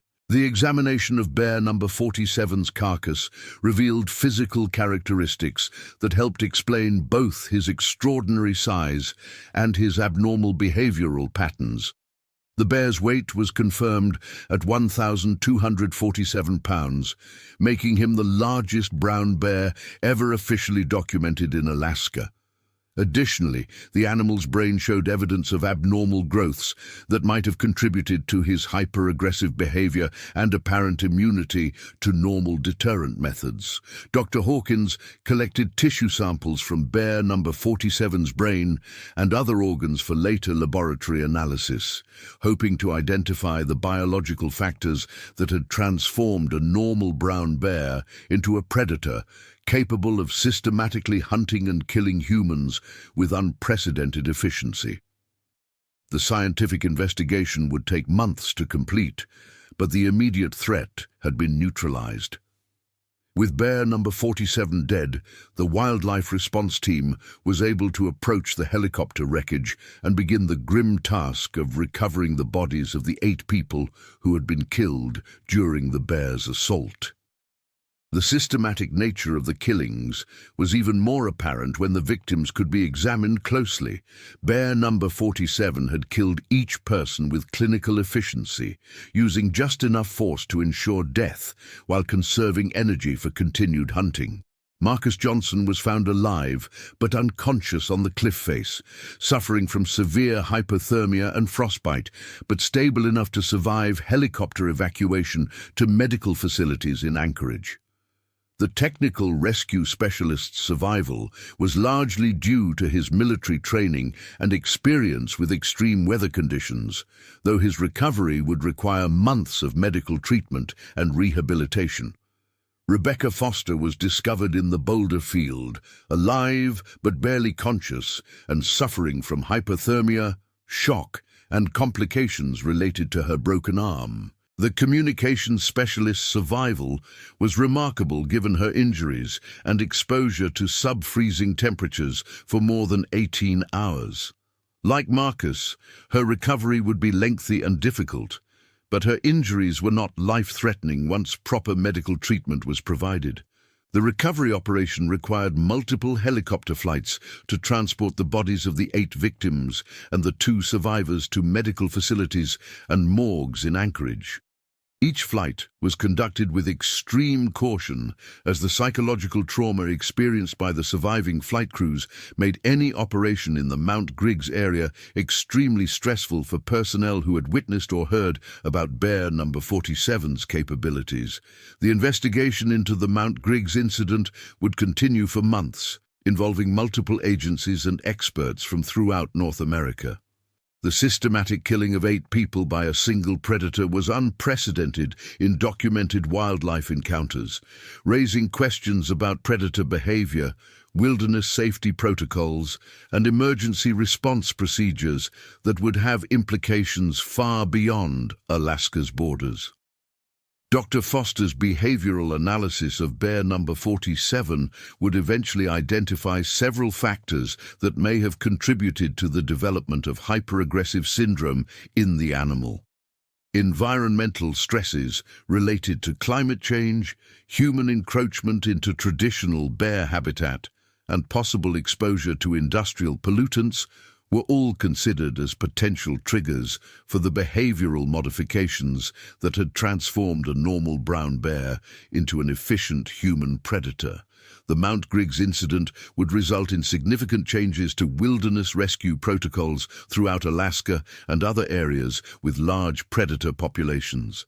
The demonstrated vulnerability of aircraft to bear attack would lead to new safety procedures and equipment requirements designed to protect rescue personnel from similar threats in the future. Marcus Johnson and Rebecca Foster would both require extensive psychological counseling in addition to their physical rehabilitation, as the trauma of witnessing Bear No. 47's systematic killing of their colleagues created post-traumatic stress symptoms that persisted for years after the incident. Both would eventually return to careers in emergency services, but neither would participate in wilderness rescue operations in areas with known large predator populations. The families of the 8 victims would file lawsuits against multiple agencies and organizations, claiming that inadequate wildlife management and insufficient safety protocols had contributed to the deaths of their loved ones. The legal proceedings would continue for several years, ultimately resulting in improved funding for wildlife research and enhanced safety requirements for wilderness rescue operations. The Mount Griggs incident would be studied by wildlife experts, emergency management professionals, and military personnel throughout the world as an example of how quickly routine operations could escalate into catastrophic situations when confronted with unprecedented threats. The systematic nature of Bear No. 47's assault on human beings would be analyzed for insights that might be applicable to other predator encounters and emergency response scenarios. However, for the families and friends of Jason Cole, Dr. Sarah Whitmore, Dr. Michael Thompson, Senior Master Sergeant William Patterson, Dorothy Hamilton, Susan Hamilton Chen, Dr. Kevin Morrison, Amy Chen, Robert Martinez and Patricia Martinez, the scientific and procedural lessons learned from the Mount Griggs incident would never compensate for the loss of their loved ones to a predator that had moved beyond any previously understood behavioral parameters.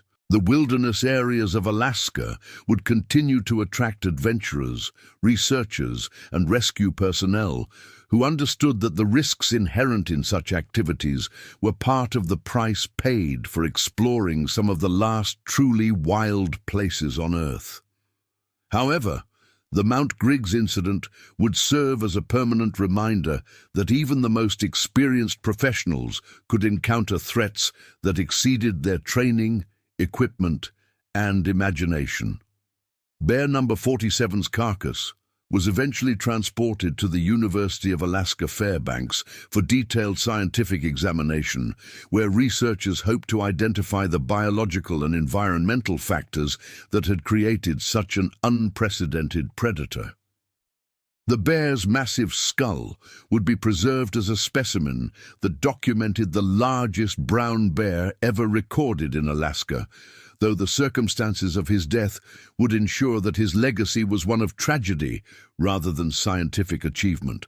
The helicopter wreckage from Jason Cole's Bell 407 was eventually recovered from the Mount Griggs crash site and transported to facilities where federal investigators could analyze the mechanical failures that had contributed to the aircraft's vulnerability to Bear No. 47's attack.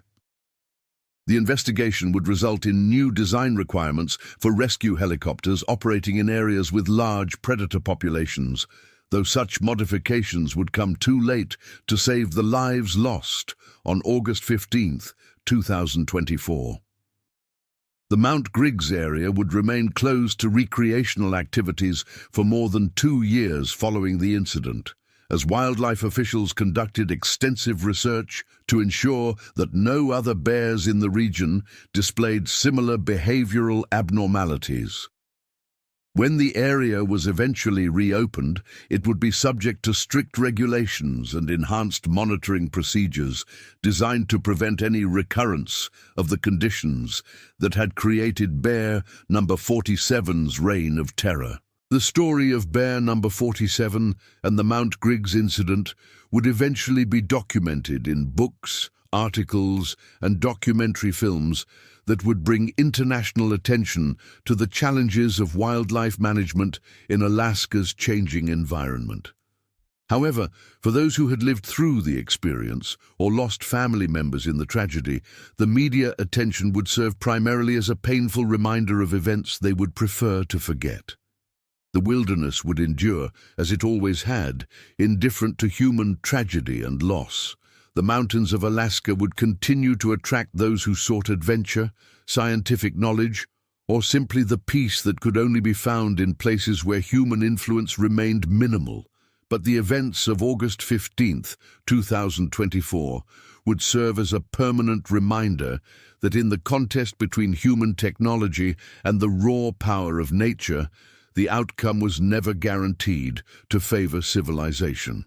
The investigation into Bear No. 47's abnormal behavior would eventually reveal elevated levels of industrial toxins in the animal's tissue samples, suggesting that environmental pollution might have contributed to the neurological changes that triggered his hyperaggressive syndrome. The discovery would lead to enhanced environmental monitoring in Alaska's wilderness areas and stricter regulations on industrial activities that might affect wildlife behavior. Dr. Amanda Foster would dedicate the remainder of her career to studying the factors that could trigger behavioral abnormalities in large predators, developing early warning systems that might prevent future incidents similar to the Mount Griggs tragedy. Her research would establish protocols for identifying and managing bears that displayed signs of hyperaggressive syndrome before their behavior escalated to deadly levels. The Alaska Rescue Coordination Center would implement new procedures requiring multiple aircraft and specialized equipment for any rescue operations in areas with known large predator activity. The protocols would increase the cost and complexity of wilderness rescue operations, but would also provide better protection for both rescue personnel and the people they were attempting to save.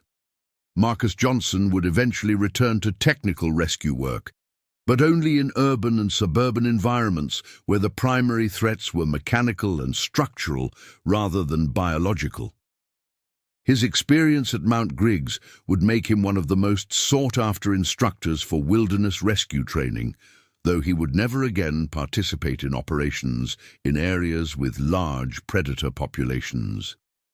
Rebecca Foster would transition from field operations to administrative and training roles within Alaska's emergency services system, using her experience from the Mount Griggs incident to develop improved communication protocols and equipment standards for wilderness rescue operations. Her survival would provide valuable insights into the medical and psychological factors that determined outcomes in extreme survival situations. The Mount Griggs incident would ultimately result in improved safety standards, enhanced training requirements, and better equipment for wilderness rescue operations throughout North America. However, these improvements would come at the cost of 8 lives and would serve as a permanent reminder that the wilderness remained dangerous and unpredictable despite advances in technology and training. The memory of Bear Number 47 would endure in the folklore and professional knowledge of Alaska's wilderness community, serving as a cautionary tale about the potential consequences of environmental change and the importance of respecting the power of wild animals. The bear's unprecedented size and behavior would ensure that his story was passed down through generations of outdoor professionals as an example of how quickly routine operations could become deadly encounters. The families of the victims would eventually establish memorial funds and scholarships in honor of their loved ones, ensuring that their dedication to wilderness rescue and research would continue to benefit future generations. The memorials would serve as a positive legacy from a tragedy that had shaken Alaska's emergency services community to its core. The wilderness areas of Alaska would continue to attract those willing to accept the risks inherent in exploring some of the world's last truly wild places. The Mount Griggs incident would become part of the collective memory of those who chose to work and play in environments where human beings remained subject to forces beyond their control. But for those who survived the events of August 15, 2024, or who lost family members to Bear Number 47's unprecedented assault, the mountains and forests of Alaska would forever be associated with the memory of a predator that had moved beyond any previously understood behavioral parameters to become something that seemed almost supernatural in its capabilities and malevolent intent. The story of Bear Number 47 would serve as a reminder that despite all of humanity's technological advances and scientific knowledge, there remained forces in the natural world that could still humble and terrorize even the most experienced professionals. In the end, the wilderness would continue to demand respect, preparation, and humility from those who chose to enter its domain, just as it always had and always would.